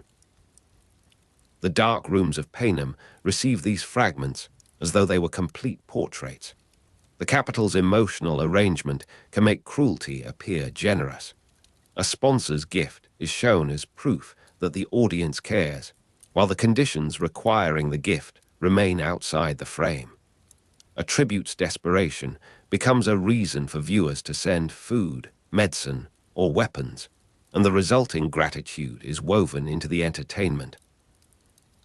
The broadcast offers private fear to public consumption, then presents public attention as compassion. Haymitch notices that the system can reward a performance without relieving the suffering that made the performance necessary. He also sees that a tribute who refuses the expected role may be described as ungrateful, unstable, or dangerous. The audience is encouraged to identify with the spectacle's emotions while remaining distant from its causes. In this way, the games preserve the appearance of meaning even when the meaning is imposed. Wind moves along the exterior walls of the arena, carrying the cold mineral scent of stone and the faint smoke of distant fires. Inside the trees, branches click together with an irregular rhythm, and loose leaves scrape over the earth. A floodlight opens across one clearing, bathing the grass in white and turning nearby shadows almost black. The bright area feels warmer than the darkness around it, although the heat comes from machinery rather than sunlight. Cameras turn towards the clearing, their movements nearly silent beneath the wind. In Capitol homes, screens glow against curtains and painted walls, while viewers lean towards the images chosen for them. The night outside those rooms remains ordinary and unlit. Haymitch's official story begins to feel like a locked room. It contains a version of the reaping, a version of the arena, and a version of the victory, each polished until the seams become difficult to find. The fuller account remains within him, crowded with moments that never became public images. He remembers what the cameras missed, what the commentators misunderstood, and what the game makers preferred to leave without explanation. The difference between these accounts is not a minor matter of detail. It determines who appears responsible, who appears innocent, and whether the capital's design can be recognized by those living beneath it. Haymitch understands that memory itself has become contested ground. To preserve what happened is to resist the story prepared on his behalf. A dressing room holds the stale warmth of many bodies and many hours beneath lamps. Brushes lie beside small glass jars, while loose powder has settled on the edges of mirrors. The bulbs around the frames give off a low electrical hum, and the bright circles make every face appear both clearer and less familiar. Fabric hangs from hooks along the wall, each garment waiting to suggest another personality. From the studio comes a muffled voice followed by applause, then the brief scrape of a chair being moved. The mirrors return several versions of your face, each bordered by light. Beyond the closed door, the capital continues preparing the next scene. The broadcast becomes dangerous to Haymitch because it can make resistance disappear without denying that it occurred. A gesture may be shown without its reason. A refusal may be followed by a flattering joke that changes its meaning. A victory may be attributed to luck, allowing the capital to avoid acknowledging the intelligence that produced it. If Haymitch exposes the arena's design, the commentators can describe him as confused. If he recognizes manipulation, they can present his suspicion as damage caused by the games. If he speaks of those who died, the broadcast can shorten the moment and return attention to his survival. The system does not always need to silence a resistant voice. It can surround that voice with interpretations until the original meaning becomes difficult to recover. Late afternoon light falls across the training hall in long, muted bands. Dust moves through the brightness whenever someone crosses the floor, rising briefly before settling on the mats. The scent of metal is strongest near the weapons, where handles have been polished by repeated use. Voices echo beneath the high ceiling and return, softened from the far wall. A camera operator waits beside a column, observing without appearing to observe. Applause breaks out for a display of strength, then ends when another tribute steps into view. The lamps above remain white and unwavering, flattening the differences between exhaustion, discipline, fear, and pride. By the time Haymitch reaches the arena, he knows that visibility can be both protection and exposure. The cameras may draw sponsors towards him, yet they also make every weakness available to the capital's interpretation. Hiding may preserve a private thought, but it may also remove him from the public story that determines assistance. He must therefore calculate two landscapes at once. One is made of trees, water, weapons, weather, and other frightened children. The other is made of lenses, commentators, sponsors, edits, and the moods of viewers in distant rooms. An alliance can save him physically while making him vulnerable narratively. A solitary act can preserve his freedom while making him appear unsympathetic. Haymitch begins to survive by understanding that every action has a visible surface and a concealed consequence. Moonlight rests on the water at the edge of the field, broken into narrow pieces whenever the current moves. Reeds bend together, their dry stems whispering against one another in the dark. The ground near the bank is soft beneath your feet, holding the impression of earlier steps. A cool smell rises from the water, mixed with mud, leaves, and the distant ash of a fire. High above, a camera turns slowly within its housing, catching the pale movement of the reeds. The image travels through cables towards rooms where operators sit beneath screens. In those rooms, the field becomes a sequence of silver water, shadowed trees, and one visible figure. The capital can separate a victor from the dead because it controls the scale of the story. The victor is given a face large enough to fill the screen, while the dead are reduced to names, numbers, and brief images. His future is described in detail, while their futures vanish beneath the language of completion. Haymitch understands that this separation is useful because it prevents survival from becoming a collective memory of loss. The story says that one person won, rather than that 47 were made to die.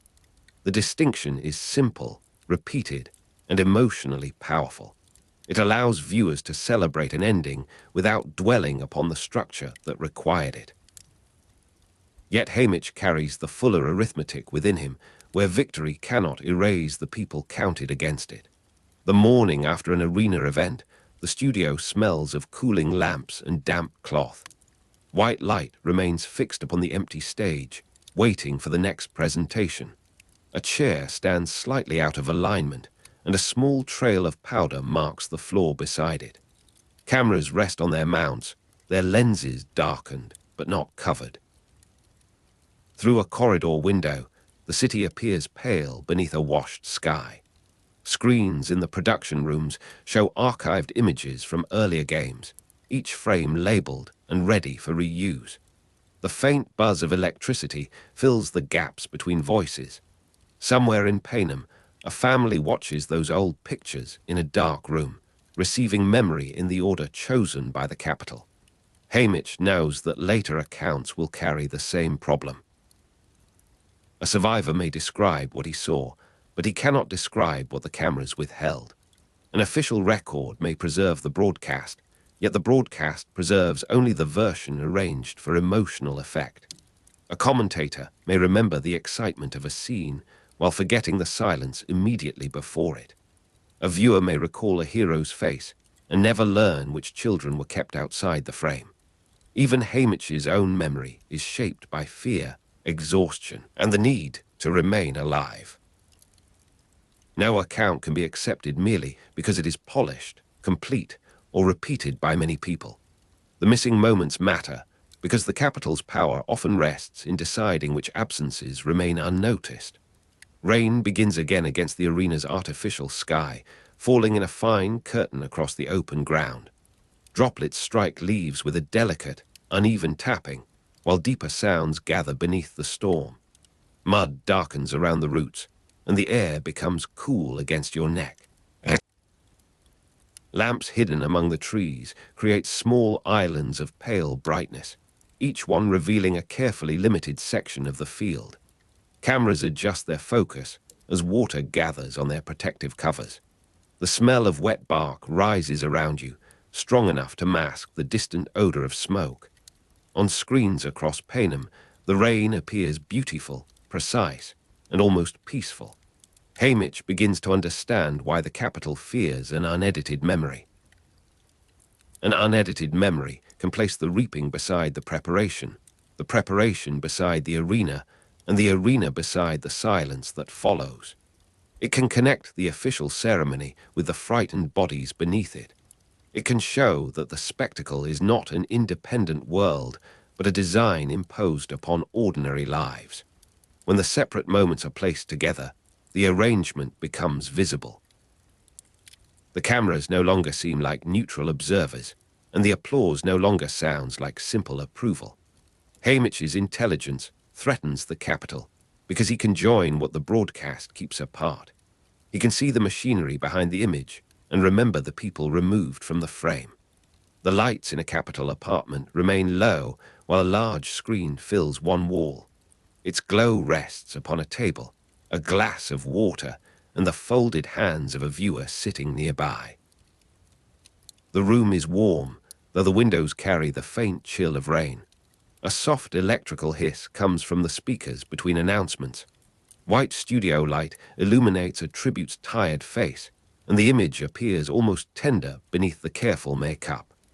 Applause arrives through the broadcast with a slight delay, as though the sound has traveled across a great distance.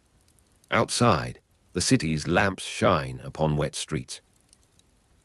Inside, the selected story continues without showing the room in which it is being received.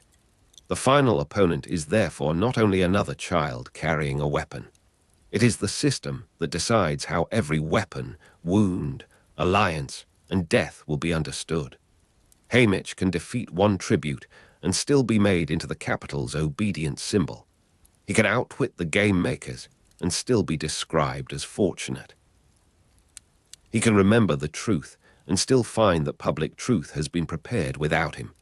The games are a contest, but they are also a managed production whose success depends upon arranging attention. The field offers danger, while the broadcast assigns significance. To survive both, Haymitch must keep a private knowledge that the public image cannot fully contain. Beneath the character cast for him, the person remains alert. The stage lights dim by degrees, leaving only a soft white reflection upon the polished floor. The cameras continue their quiet work, their lenses catching traces of faces, fabric, and movement. Makeup powder hangs in the air near the curtains, mixed with the lingering warmth of hot lamps. Applause fades through the studio and becomes a distant murmur beyond the walls. In the corridors, footsteps pass and recede, leaving the building almost still. Screens across Panem continue glowing in dark rooms, each one holding a carefully selected fragment of the night. The light touches tired faces, sleeping faces, and faces turned away from the spectacle. Nothing in the rooms appears to move, though the story keeps changing. Haymitch leaves the performance carrying more than the capital intends him to carry. He carries the memory of gaps, altered sequences, concealed alliances, and people whose lives were made smaller by the story of his survival. He carries the knowledge that the official version of his reaping is not the whole event, and that the official version of the games cannot be assumed to contain everything that happened. He carries the understanding that punishment governs bodies, while controlled memory governs the future. The capital may celebrate a victor, but it cannot entirely command what that victor privately knows. The story it prefers remains powerful because it is repeated across screens, stages, rooms, and years. Yet beneath the repetition lies another account, quieter and more difficult to erase. Dawn returns to the city with a grey, almost colourless light. Condensation gathers along the studio windows, and the glass feels cold beside your hand. The lamps are switched off one section at a time, leaving pale afterimages in your eyes. A cleaning cloth moves over the stage, gathering traces of powder and dust without disturbing the painted marks beneath. The faint buzz of cameras diminishes as equipment is covered and carried away. Somewhere below, a television continues to glow in an empty room, displaying the last frame of Haymitch's carefully shaped expression. Beyond the building, Panem wakes beneath a sky that has not yet chosen its weather. The story remains suspended between what was seen and what was kept. The capital has rewritten what it sees, but it has not rewritten everything that occurred. You remain within the scene as the doors close behind you, with the white studio light fading from your face and the warmth of the lamps leaving the air. Macely, Wyatt, and Lulu move through the same controlled brightness, each carrying a private history that the broadcast can simplify but never completely absorb. Haymitch walks among them beneath the public image prepared for his use. Around you, the cameras fall silent. The applause waits for another cue, and the screens across Panem continue to glow in dark rooms. The capital has chosen its heroes, villains, accidents, and meanings. Beneath that arrangement, the fuller story remains alive in memory, where no edit can make every absence disappear. The arena receives you beneath a sky so bright that the light seems poured from polished glass, and 47 other tributes rise beside you in trembling silence. You stand upon a metal plate surrounded by water, while the cornucopia waits at the center of a broad island filled with trees, flowers, and shining fruit. The 50th Games have gathered 48 tributes rather than the customary 24, and the enlarged field makes every movement uncertain. Some faces are older than yours, some younger, and nearly all carry the stunned expression of people placed inside a beautiful dream. Beyond the water, green hills descend towards a forest, while pale cliffs enclose the horizon like the walls of an immense natural amphitheater. You can smell wet leaves, warm soil, and the faint sweetness of flowers opening beneath the artificial sunlight. Birdsong travels over the water in several delicate layers, masking the restless movement of frightened bodies and distant mechanical equipment. Your breathing sounds harsh inside your chest, although the morning remains perfectly calm, without enough wind to disturb the nearest leaves. Metal tastes upon your tongue, perhaps from fear, perhaps from the water surrounding the launch platforms, which glitters with an unnatural cleanliness. The arena appears abundant enough to sustain a village, yet every tree, stream, shelter, and weapon has been placed within an engineered design. The signal comes, and the illusion breaks. You leave the plate with the other tributes, and the beautiful landscape becomes a field of running bodies, flashing knives, and desperate decisions. 48 contestants cannot fit easily into the old pattern of a swift massacre around the cornucopia, because too many frightened people remain beyond its reach. A larger field changes the balance between direct combat, concealment, and alliance, making caution as valuable as courage during the first confused minutes. You do not run towards the nearest weapon, though a short blade lies within reach and a bow glints beside the central pile. Instead, you move towards the shallows, where the water reaches your knees and the mud pulls at your boots. A boy from District 8 falls nearby, and 2 tributes pass him without looking, each afraid that stopping will make them the next target. Behind you, the cornucopia fills with shouting, while arrows strike metal, bodies collide, and the broadcast turns panic into spectacle.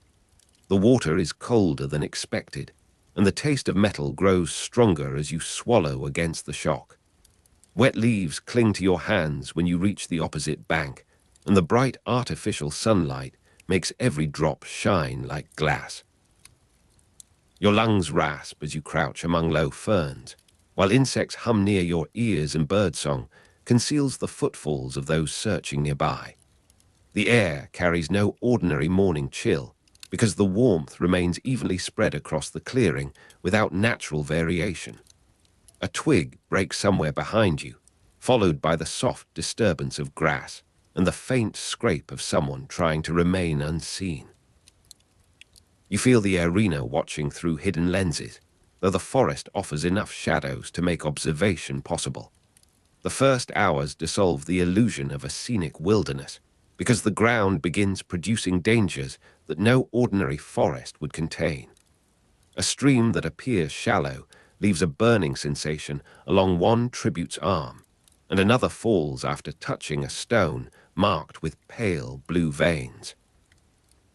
The cliffs reflect sound in strange directions, so a cry from the northern trees seems to come from the valley below.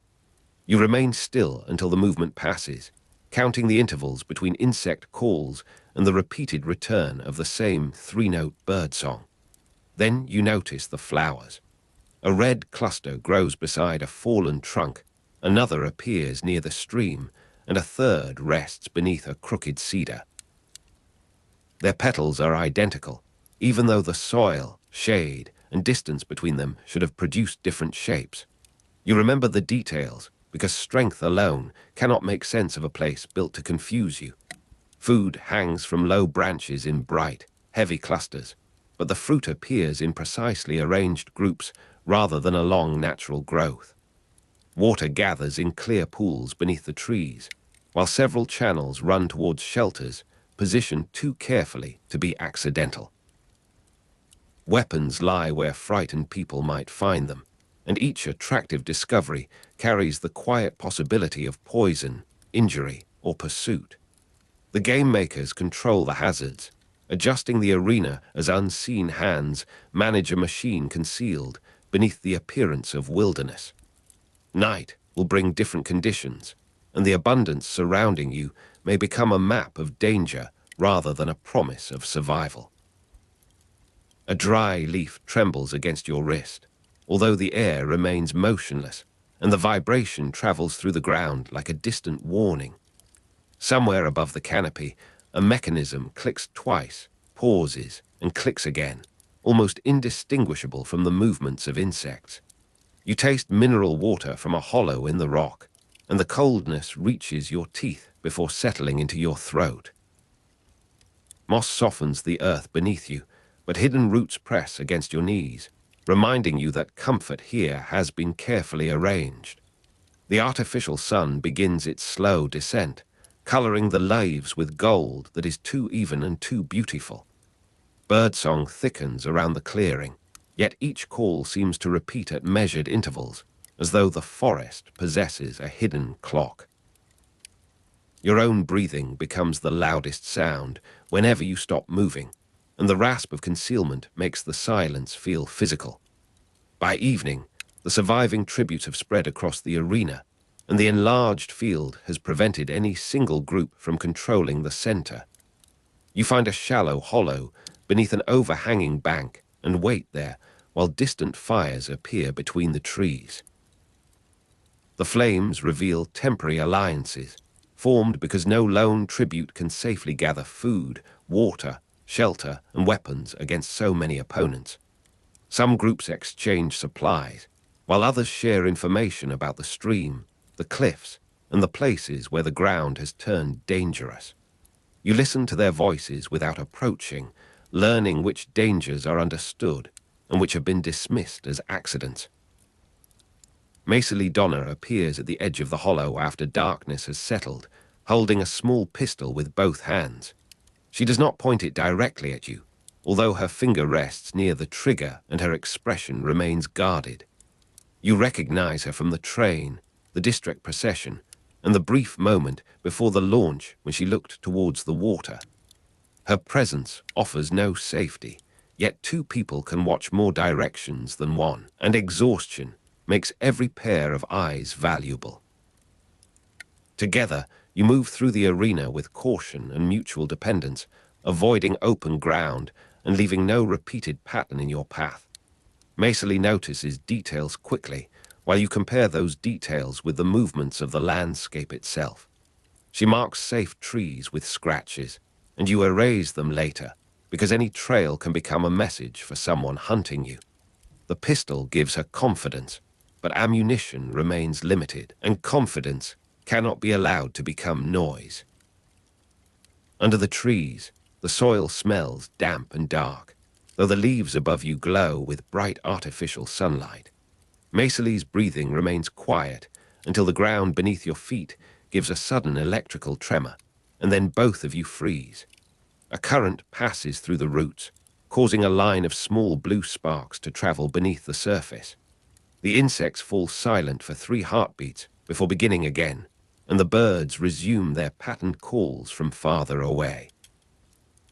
Cold water touches your boots as you cross a narrow channel, leaving your feet numb while the taste of metal returns. Maisily grips your sleeve near the bank, and the two of you wait until the trembling earth becomes still. No thunder follows the force, no cloud interrupts the sky, and no visible weapon explains what has happened. The quiet landscape conceals an arrangement of wires, currents, gates, and pressure points, all hidden beneath leaves and flowers. You begin to suspect that the arena's natural world is not merely decorated by machinery, but has become part of the capital's machinery. The next day, several tributes disappear near the eastern water, and the remaining groups avoid that region without understanding why. You and Maisily return to the stream from a distance, studying the reeds, stones, and reflections before coming close. A line of pale stones curves through the shallows, forming an arc that resembles a careless arrangement left by nature. The arc repeats the shape of the cliffs, the flower clusters, and the paths leading towards the central island. You realize that the arena includes a boundary, though it is not marked by a wall, fence, or visible barrier. The boundary is connected to the arena's design, and its position explains why certain hazards appear along particular lines. Maisily sees the pattern when you show her the repeated curve, and her face changes as the landscape becomes legible. Neither of you knows whether the boundary can injure or kill, but the absence of a visible sign seems deliberate. The forest grows cooler near the eastern arc, and water beneath the reeds carries a sharp mineral smell. Leaves gather against the stones in thin, wet layers, while tiny insects move over their surfaces without crossing the pale curve. A bird lands on a branch above the boundary, and immediately flies away, startled by a sound too faint for ordinary hearing. Your skin prickles before the force arrives, and the hair along your arms rises as though the air has become charged. For a moment, the stream remains perfectly smooth. Then a sudden electrical force flashes beneath the apparently quiet landscape. The current runs along the stones without visible flame, leaving a bitter metallic taste in your mouth. Macely pulls you backwards, and the two of you fall into wet leaves while the water continues moving as though nothing has occurred. From the western ridge, a cannon sounds, followed by the distant echo of another, and the arena resumes its performance. The boundary is not an accident, and the game makers have placed it where hunger, fear, and pursuit will drive tributes towards it. Food is easiest to find near the streams, weapons lie close to open routes, and shelter gathers along the same hidden lines. The environment offers survival in measured portions, then punishes anyone who accepts those portions without interpretation. You and Macely stop treating the arena as a forest and begin reading it as an enormous diagram. Your hands are cut by thorns, your clothes remain damp, and your bodies carry the fatigue of constant movement.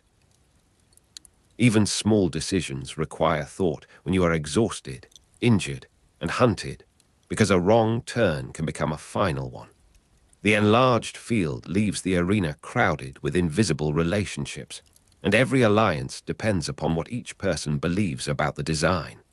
Some tributes seek the cornucopia, believing that central control will guarantee food and weapons. Others hide in the hills, trusting distance more than information, while several groups follow streams that appear safe. You remain with Macely because her caution matches your own, though neither of you mistakes companionship for certainty. She shares dried fruit when your hands shake, and you tell her which birdsong patterns do not belong to living birds. At night, you sleep in turns beneath a fallen tree, while the capital's cameras follow the glow of distant fires. The wood smells of rain and sap, yet the bark is warmer than it should be beneath the cooling sky. Macely's pistol rests across her knees, and your knife lies within reach beside a folded strip of cloth. Beyond the shelter, insects rise from the grass in waves, their wings making a soft mechanical sound. Leaves scrape together above you whenever the hidden currents shift, although the branches remain almost perfectly still. Your breathing slows against the rough bark, and the rasp that once betrayed your position becomes part of the forest's layered noise. Somewhere beyond the darkness, a tribute coughs, then falls silent as footsteps pass through the undergrowth. The arena gives no true rest, because even quietness may be a prepared condition before the next hazard begins. Macely wakes you before dawn, pointing towards a line of stones that has changed position during the night. You notice that the flowers have opened along the same curve, each red head facing towards the central island. The pattern has moved, but the relation between its parts remains fixed, suggesting a mechanism rather than growth. You follow the boundary at a distance, recording where the streams narrow and where the ground carries the faintest vibration. At the northern cliff, you find a section of rock polished smooth by repeated electrical discharge. Below it, a narrow path leads towards a sheltered ledge containing water, fruit, and 2 spears. The arrangement is too generous to ignore and too obvious to trust, so you wait while Macely watches the trees. A group approaches from the south, unaware of the current beneath the stones and eager for the supplies. You cannot warn them without revealing your position, and the arena has been designed to make compassion dangerous. The first tribute reaches for a spear, and the ground answers with a sharp blue flash. Stone becomes hot beneath your palms as the current travels through the cliff, and the smell of scorched leaves rises into the air. Macely closes her eyes against the brightness, while you count the seconds until the mechanism falls quiet again. Afterwards, the supplies remain untouched, arranged like an offering beside the motionless water. The capital has made food, water, shelter, and weapons into instruments of selection, allowing hunger to guide each tribute towards engineered danger. You continue north, carrying only what you can conceal, while the larger field thins through confusion rather than constant combat. The 50th games are not merely a contest between bodies, because the arena asks each mind to interpret the world while suffering. A tribute may possess strength enough to defeat another person and still perish, because a stream has been placed beneath a hidden circuit. The forest floor feels soft beneath your feet, though each step meets a different texture of mud, root, stone, or buried metal. Bright artificial sunlight reaches the clearing before the warmth does, making the morning appear cheerful while your fingers remain stiff. Macely cleans a cut along your forearm with cold water, and the wound stings beneath the taste of iron. Birdsong travels from the west, then stops in an abrupt silence that signals movement among the trees. Neither of you speaks, because the smallest sound might invite a group already following the marks of your passage. In the distance, branches bend and recover, while wet leaves shine as though coated with oil. A faint electrical pulse passes through the soil, and the insects lift together before settling among the roots. You recognize the timing now, and the knowledge gives you a narrow advantage over those who still see only wilderness. The hidden boundary shifts according to a schedule, enclosing portions of the arena and forcing the surviving tributes towards the final stage. You and Macely move ahead of it, crossing a valley before the currents rise beneath its edges. The capital expects the boundary to remain hidden, because its usefulness depends upon tributes misunderstanding the landscape until understanding arrives too late. Your victory, if victory remains possible, will depend upon understanding a rule the capital expects to remain unseen. By the 7th day, the arena has lost much of its first beauty, though the game makers continue repairing its appearance. New leaves cover burned ground, clear water gathers in artificial channels, and fresh fruit appears where earlier branches were stripped bare. The abundance seems almost tender, yet the arrangement carries the cold precision of a machine fulfilling its purpose. You and Macely have learned to sleep lightly, drink sparingly, and distrust every object that looks too conveniently placed. The air is colder near the outer cliffs, and mist rests against the valley floor without rising into the higher trees. Wet leaves brush your shoulders as you descend, their surfaces slick against your skin and darkened by water. A distant bird repeats a broken phrase, while insects pulse beneath it in a steady, almost musical rhythm. Your breath clouds briefly before disappearing, and the ground beneath you remains warm despite the chill in the air.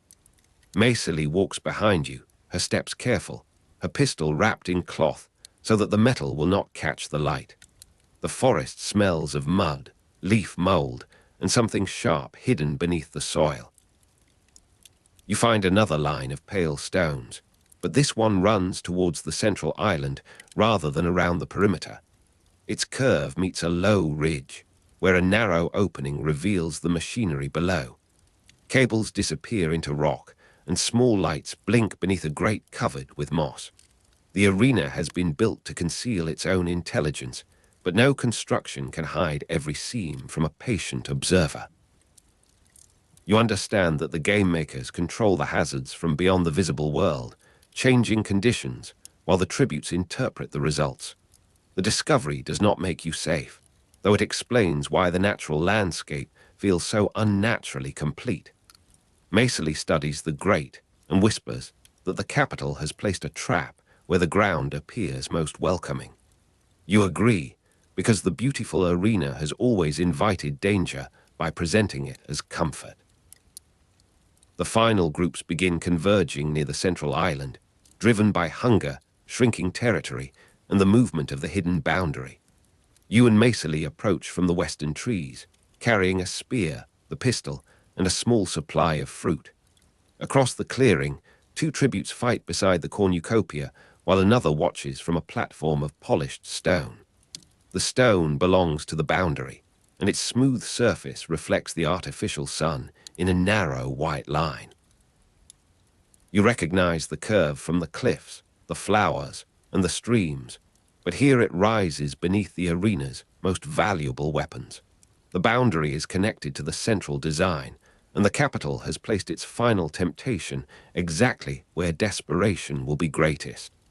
Maceley takes position among the trees, while you move towards the ridge with the spear held low. A cannon sounds behind you, and the remaining tributes turn towards the noise, exposing their positions across the clearing. You see the game maker's pattern before the current begins, because every earlier discharge has followed the same interval.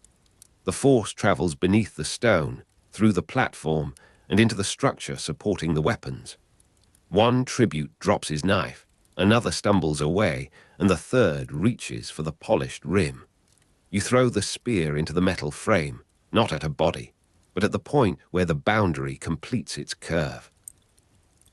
The weapon strikes, and the arena answers with a violent flash that turns the clearing white. Pain travels through your hands, while the force leaps outward and breaks the arrangement prepared beneath the stone.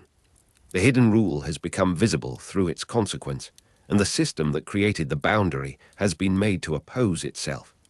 Maceley fires once towards the surviving tribute, then lowers the pistol as silence returns to the trees. The game makers struggle to restore the pattern, but the boundary no longer behaves according to the design they expect. Water rises through the channels, the fruit falls from its branches, and the bright artificial sunlight flickers above the clearing. You remain on the ground beside the broken platform, tasting metal and dust, while the arena loses its perfect balance. A final cannon sounds, and the voice from the sky declares Haymitch Abernathy the victor of the 50th Games. The public account reduces a complex struggle to the fact of Haymitch's victory, as though endurance were a simple prize. It does not mention the repeated flowers, the electrical currents, the hidden boundary, or Maceley's hand gripping your sleeve in darkness. It does not explain how 48 frightened teenagers were directed through a beautiful machine disguised as wilderness. The natural world has been made part of the capital's machinery, and your victory exposes a rule the capital wanted concealed. You stand beneath artificial sunlight, while the surviving birdsong continues from hidden speakers, too gentle to belong to the silence around you. Wet leaves remain pressed against your clothes, and cold water gathers beneath the broken platform in shallow, reflective pools. The air smells of scorched stone, bruised plants, and the mineral sharpness that has followed you since the first morning. Your breathing is still uneven, yet the rasp now rises into a sky that offers no answer. Maceley is gone from the clearing, and the absence beside you has a shape more lasting than any announcement. The capital has declared a winner, but declaration does not mean freedom, and the arena's machinery continues beyond its boundary. Later, the capital can punish a tribute even after victory, because the arena places no one beyond its reach. Your name will be polished for public use, repeated in ceremonies, and carried across Panem as a story of triumph. Haymitch will be praised for surviving the 50th Games, while the hidden cost of that survival remains outside the official account. The cameras will remember the final flash, the broken platform, and the moment when the arena surrendered its last secret. They will not remember every careful observation that brought you there, or every silence shared with Maceley beneath the trees. The arena will be repaired, made beautiful again, and prepared to receive another generation beneath bright artificial sunlight. Yet somewhere beneath the leaves, the boundary will remain part of its design, waiting for another mind to understand the machinery. The forest settles around you with damp sounds, while insects return to the grass and birdsong resumes its measured sequence. Cold water drips from a branch onto your wrist, and its metallic taste seems to linger even after the stream is gone. A low vibration passes beneath the earth, quiet enough to resemble distant weather and strong enough to remind you what lies below. The leaves carry the smell of rain, though the sky above the arena remains clear and unchanged. You listen to your own breathing among the layered sounds, and each breath emerges slower than the one before it. The artificial morning does not feel gentle, but it is still morning, and light continues moving across the damaged ground. Somewhere beyond the walls, the capital prepares its speeches, its costumes, and its simplified explanation of what has happened. Inside the arena, the fuller story remains among the stones, the water, the flowers, and the hidden lines of force. Haymitch Abernathy has won the 50th Games, but victory is not the same as safety, and the beauty was never innocent.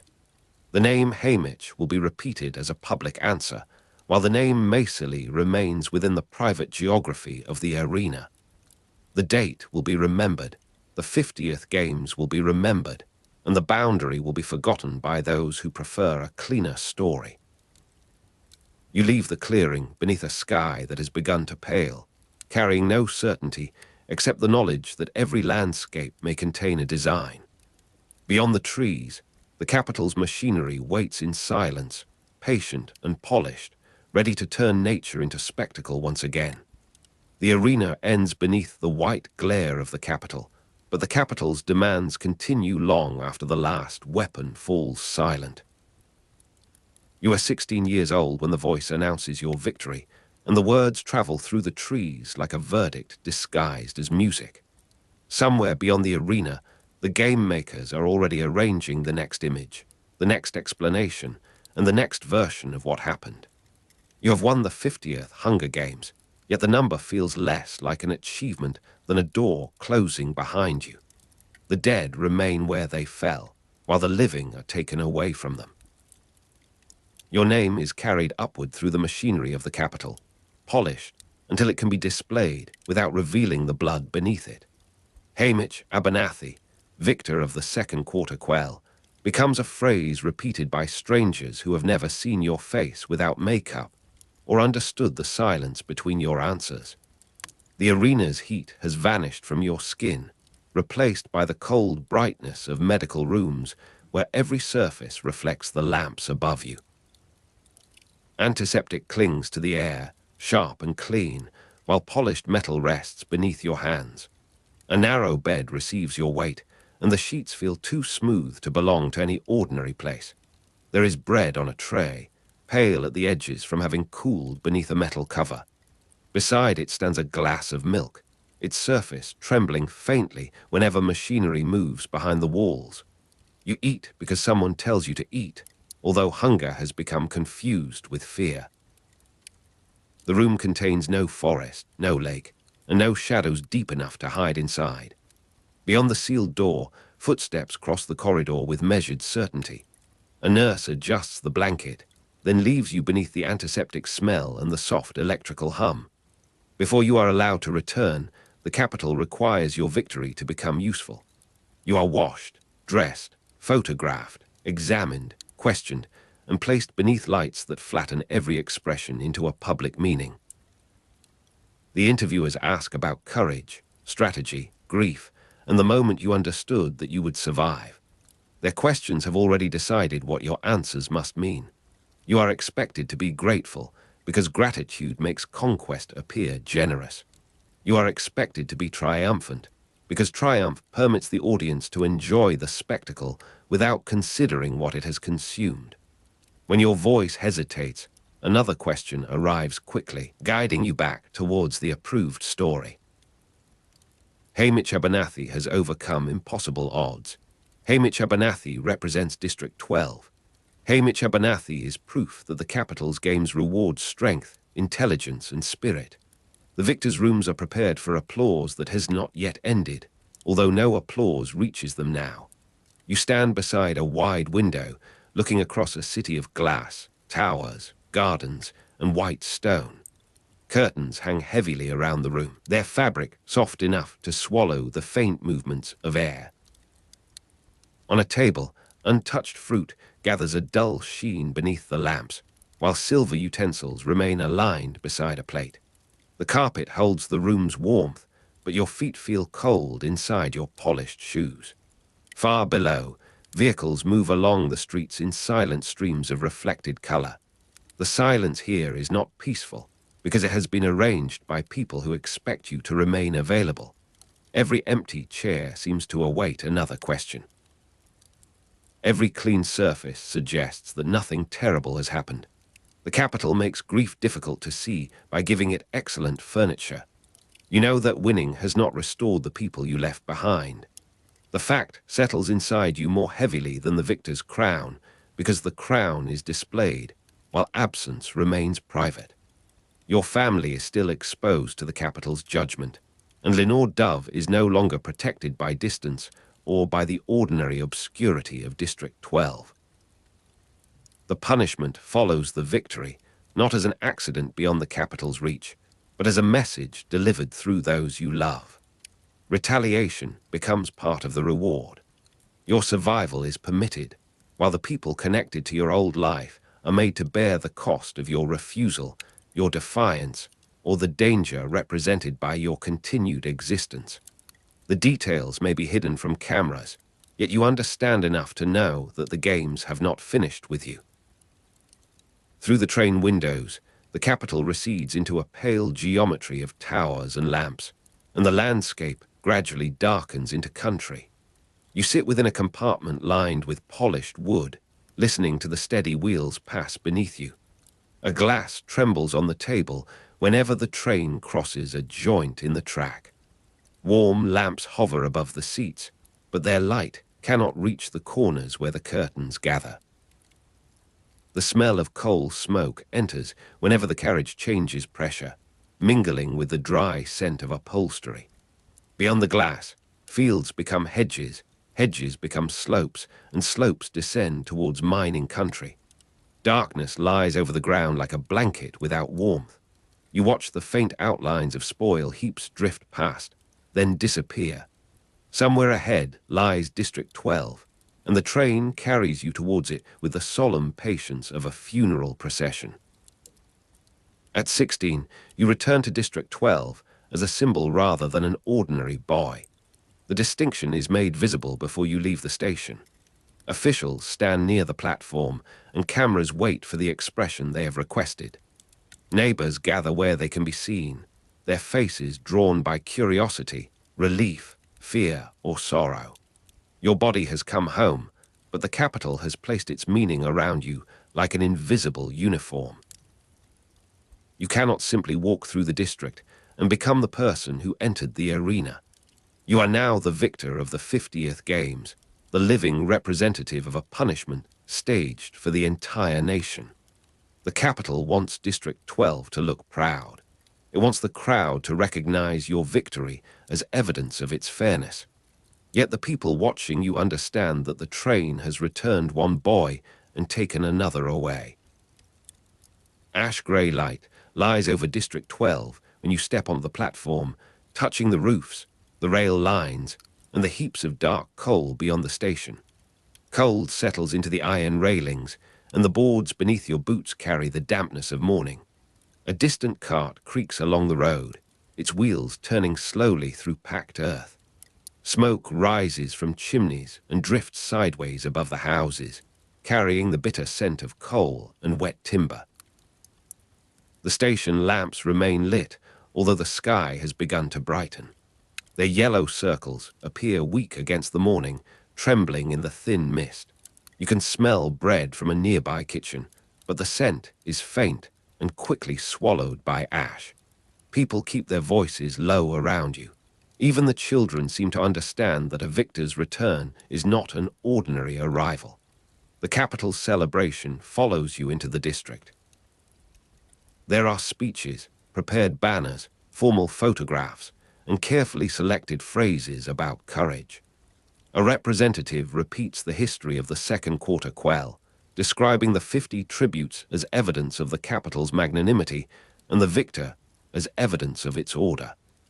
Your face appears on screens and printed notices, framed by language that turns private pain into national entertainment. The account leaves out the boundary near the lake, the weapon hidden within the landscape, and the moment when the arena itself became a tool against those who controlled it. It leaves out the people who died beside you. It does not mention the punishment descending upon your family and Lenore Dove. The capital continues to control how your victory is understood, because a victory that reveals too much would become a form of accusation. Home has not been preserved for you. The rooms may contain the same walls, the same worn boards, and the same familiar arrangement of ordinary things, but safety has been removed from them. You recognize the chipped edge of a table and the old marks around a doorway. Dust rests along the sill, and cold enters through a narrow gap in the frame. Somewhere in the house, a kettle ticks as it cools. A coat remains hanging where someone once left it, holding the faint smell of wool and smoke. The sight of these objects produces no comfort strong enough to overcome their finality. Each belonging has become evidence that a person was present and is no longer there. You move carefully through the rooms, as though sound itself might disturb the absence.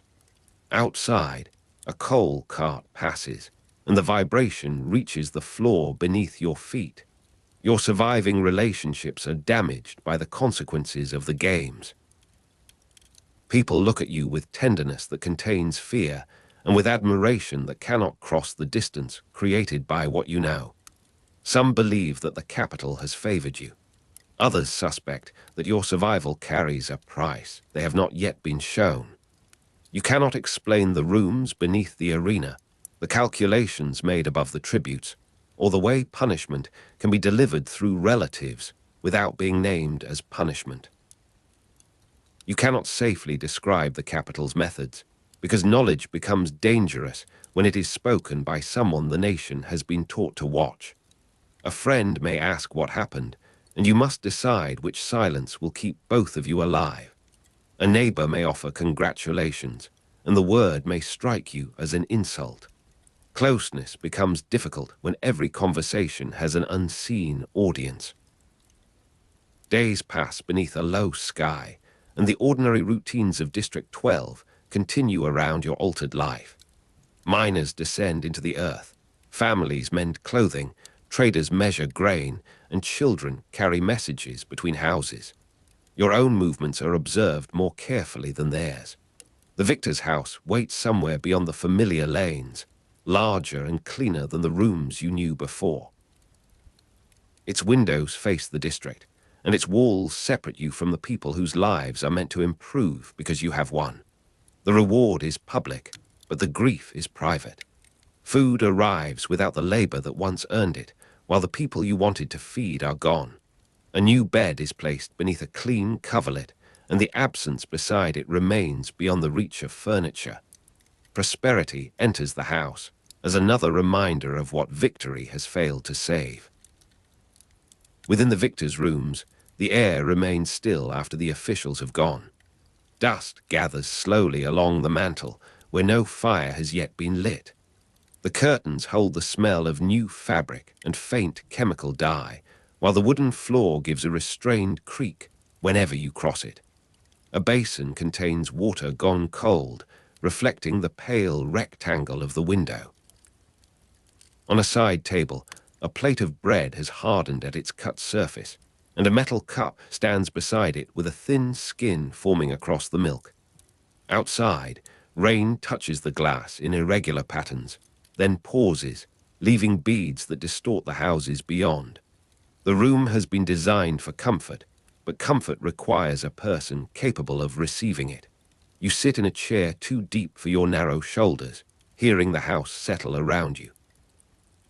No crowd remains to tell you what your face should express. Silence becomes a survival practice. At first, it is imposed by exhaustion and the fear that any sentence may expose someone else. Later, it becomes instinctive. You learn to keep your voice level, your eyes lowered, and your memories arranged behind doors that remain closed even when you are alone. The capital's questions continue in different forms. Reporters ask for details. Officials ask whether you feel grateful. Neighbors ask whether the stories are true. Each question circles the same forbidden territory, and every answer must remain harmless enough to survive repetition. Your silence protects what remains, although it also separates you from those who might have helped. The boy who learned the arena's rules is forced to live inside the capital's aftermath. where the weapons are less visible and the boundaries harder to recognize. At night, District 12 grows quiet beneath the dark mining country. Wind moves along the roofs, slipping beneath doors and passing through cracks in the walls. The victor's house has thick blankets, polished lamps, and a kitchen stocked with more food than the district can easily imagine. Still, cold remains in the corners, and the windows hold a blurred reflection of your face. You wake before dawn to the sound of a loose shutter striking its frame. The noise returns at uneven intervals, sometimes soft as a knuckle against wood, sometimes sharp enough to draw you upright. Somewhere outside, a dog shifts its paws across frozen ground. Ash lies along the window ledge, dulling the first light. You breathe the smell of old smoke, clean linen, and the faint metallic trace of the stove. The house offers shelter, but shelter is not the same as release.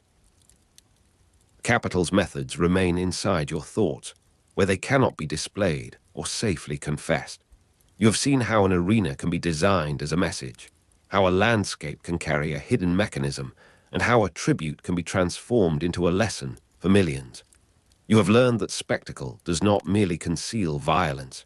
It gives violence a language that ordinary people are expected to repeat. The official narrative says that you defeated your opponents through courage and cunning.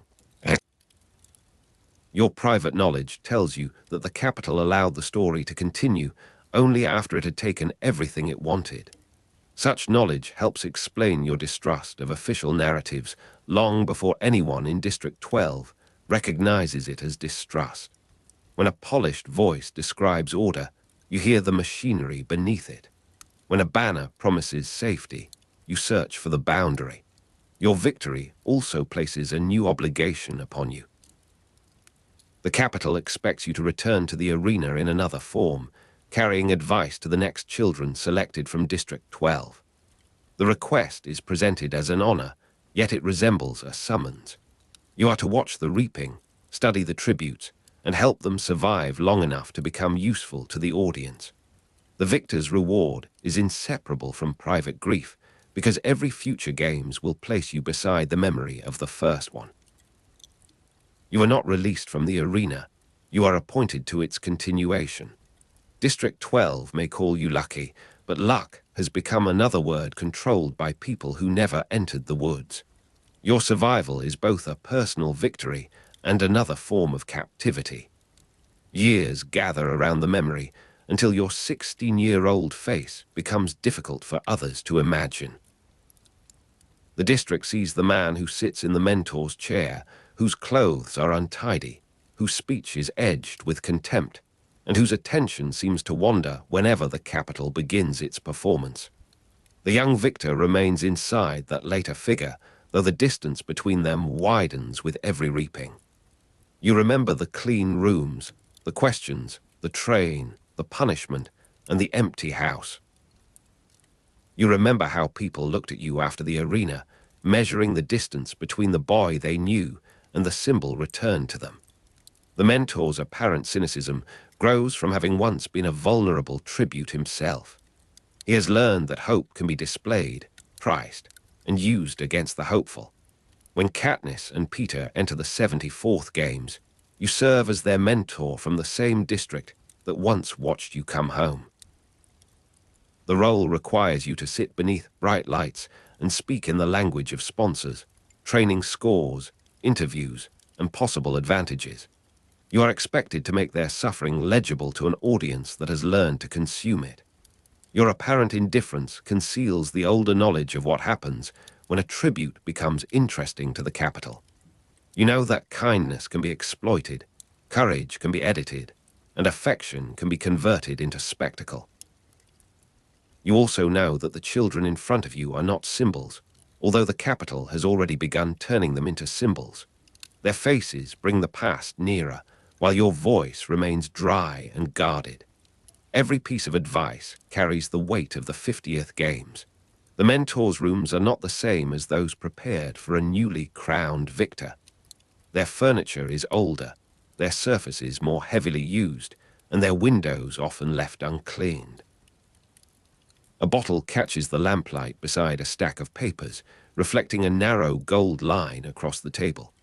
The air carries stale spirits, dust, and the faint mineral smell of old plumbing. A coat hangs over the back of a chair, holding traces of rain and smoke. Beyond the glass, the Capitol glows in orderly colors, while the room around you remains dim and uneven. You turn a page, though the words have lost their edges.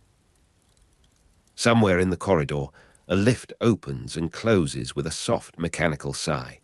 You hear footsteps approach, hesitate, and move away. The quiet is crowded with decisions that cannot be written down. Your later alcohol dependence belongs to the trauma surrounding your victory, not to a simple weakness separated from history. The bottle offers temporary distance from the arena, from the rooms where questions were asked, and from the names that vanished because you survived. It dulls the shape of memories that remain too sharp when daylight enters. It also provides an excuse that the Capitol finds convenient, because a drunken victor is easier to dismiss than a lucid witness. If your words become tangled, officials can call you unreliable. If your anger rises, they can describe it as another consequence of indulgence. The dependence damages your body and relationships, yet it also grows within a system that has given you no safe language for grief. District 12 sees the bottle.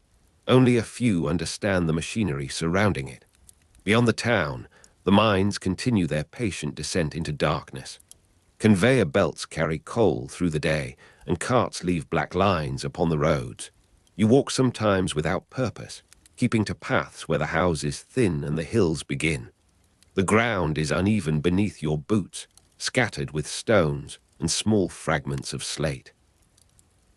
Wind crosses the fields with the dry smell of ash, while distant machinery creates a low vibration beneath the ordinary sounds of birds and wheels. The sky above District 12 often appears washed of color, as though smoke has passed through it and left only gray. You pause beside a fence, resting your hands on cold wire. For a moment, the district seems unchanged.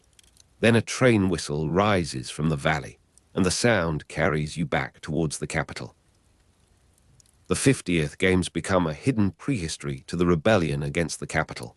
Their events are not yet understood publicly as an opening movement in a larger history, because the official account buries their dangerous meanings beneath celebration. Yet the memory survives in fragments. A boundary was found. A weapon was turned against its makers. A victor recognized that the arena could be read as a structure rather than accepted as fate. These facts move quietly through years of silence, carried by people who may never know their source. Your experience becomes part of the knowledge that later allows others to see the Capitol's arrangements more clearly. The rebellion does not begin in one speech or one gesture. It gathers beneath official language, remembered losses, and the distrust taught by survival. A thin winter sun rests on the snow outside the house, giving each surface a muted brightness. The window glass feels cold against your fingers, and the room smells of wool, dried wood, and extinguished fire. Frost has formed delicate patterns along the lower panes, obscuring the road beyond. A sparrow lands on the sill, shakes its feathers, and departs before the warmth inside can reach it. From the kitchen comes the quiet knock of a spoon against a cup. The sound is ordinary, but ordinary sounds have acquired a strange authority. They belong to a world that continues without asking permission. You sit beneath the window and watch the light move across the floorboards. Dust becomes visible, then fades again as clouds pass. Nothing in the room offers an explanation, and for once no official voice supplies one. The distance between Haymitch Abernathy at 16 and the weary mentor later known to District 12 is measured in losses rather than years. The boy returns from the arena expecting, perhaps, that survival will lead him towards the people he loves. The mentor understands that survival has placed those people farther away, exposed them to punishment, and made his own presence a danger. The boy learns the arena's rules. The mentor learns the broader rules of the capital, including the rule that victory can be used to discipline the victor. The boy sees a path home. The mentor sees a corridor lined with cameras, sponsors, victors, tributes, and doors that open only when someone else decides. Between those figures lie the public reward, the private grief, and the long practice of appearing not to care. Morning returns over District 12 with a light the color of old ash. Smoke drifts low above the roofs, and frost shines briefly along the rails before the day warms it away. The station remains where it has always stood, its ironwork dark beneath layers of weather. Coal dust gathers in the seams of the platform, and a thin crust of ice breaks beneath each passing boot. From the far road comes the smell of yeast, wet stone, and wood smoke. A train waits beyond the platform, its windows black and unreadable. You stand at a distance from it, neither leaving nor arriving. The dark mining country lies behind the houses, and the sky opens gradually above the valley. No applause reaches this place. The district holds its silence, keeping the names of the dead where the capital cannot entirely erase them. The arena ends, but it remains present in the habits of your body. You study exits before sitting down. You notice the position of windows, the weight of objects, and the distance between one doorway and another. Sudden sounds change the rhythm of your breathing. Bright rooms remind you of examination tables, while polished metal carries the memory of instruments arranged for purposes you were never permitted to question. Even food can summon the aftermath. Cold bread, untouched milk, and a tray placed before a child who has become a national possession. Such details follow you into later years, appearing without warning in rooms where no danger is visible. The capital does not need to keep you behind a wall. It has placed the wall inside your attention, and you continue living within its measured boundaries. When Katniss and Peter stand before the nation, your own victory moves beneath their story like a buried seam of coal. You recognize the capital's appetite for images and the danger of allowing an image to become stronger than its makers. You understand why a gesture, a silence, or a refusal may acquire meaning beyond the person who performs it. You have seen how quickly the capital claims ownership of every meaning that threatens it. Yet meanings can travel beneath control, passing from district to district through memory and rumor. The 50th Games taught you that the arena has edges, and that every design contains an intention which may be turned against its creator. Your guidance is imperfect, but it is shaped by knowledge that cannot safely be spoken. Rain settles over the victor's house on an evening without wind. Drops slide down the windows in narrow trails, joining and separating as they descend. The roof gives a softened patter above you, while the fire makes small movements behind the grate. Wood smoke gathers near the ceiling, and the room's shadows deepen around the furniture. A glass rests beside your hand, cool and smooth against your fingers. The liquid inside catches a trembling reflection of the flames. On the table lies a folded notice from the capital, its paper thick and clean, its language courteous. You do not open it immediately. The house is quiet enough to hear rainwater moving through the gutter. For a brief interval, the ordinary world seems to have reclaimed the room. Then the paper remains where it is, carrying another demand beneath its polished surface. The capital calls your survival a gift, but the gift binds you to every future arena. It gives you a house, money, clothing, and a place among the living, while removing your right to live as an unobserved person. It gives District 12 a victor and takes away the possibility of your simple return. It gives your memories a national audience and denies their most important details. In that arrangement, personal victory and political captivity become inseparable. You have defeated the arena, yet the capital has built another arena around your life. Its boundaries are made from interviews, punishments, expectations, and silence. The 50th Hunger Games end in the forest, but their consequences continue through the house, the train, the bottle, and the mentor's chair. At last, The day fades over District 12, leaving only a narrow band of grey above the hills. Chimneys release their final smoke, and the roads become dark channels between the houses. Inside the victors' rooms, lamps burn against the gathering evening.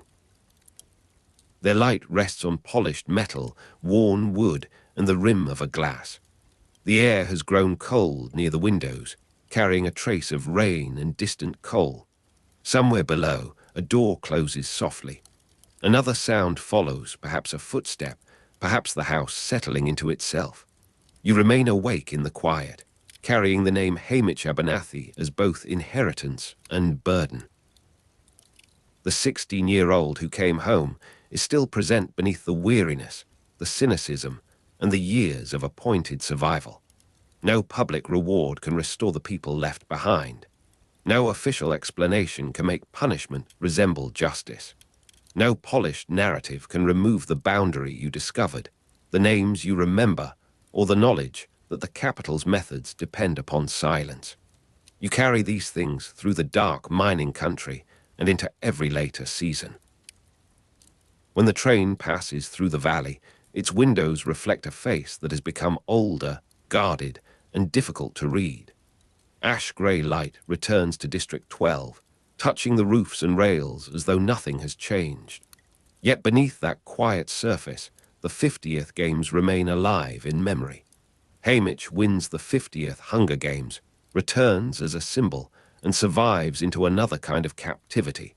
The arena closes behind him, while its consequences continue walking beside him through the dimness.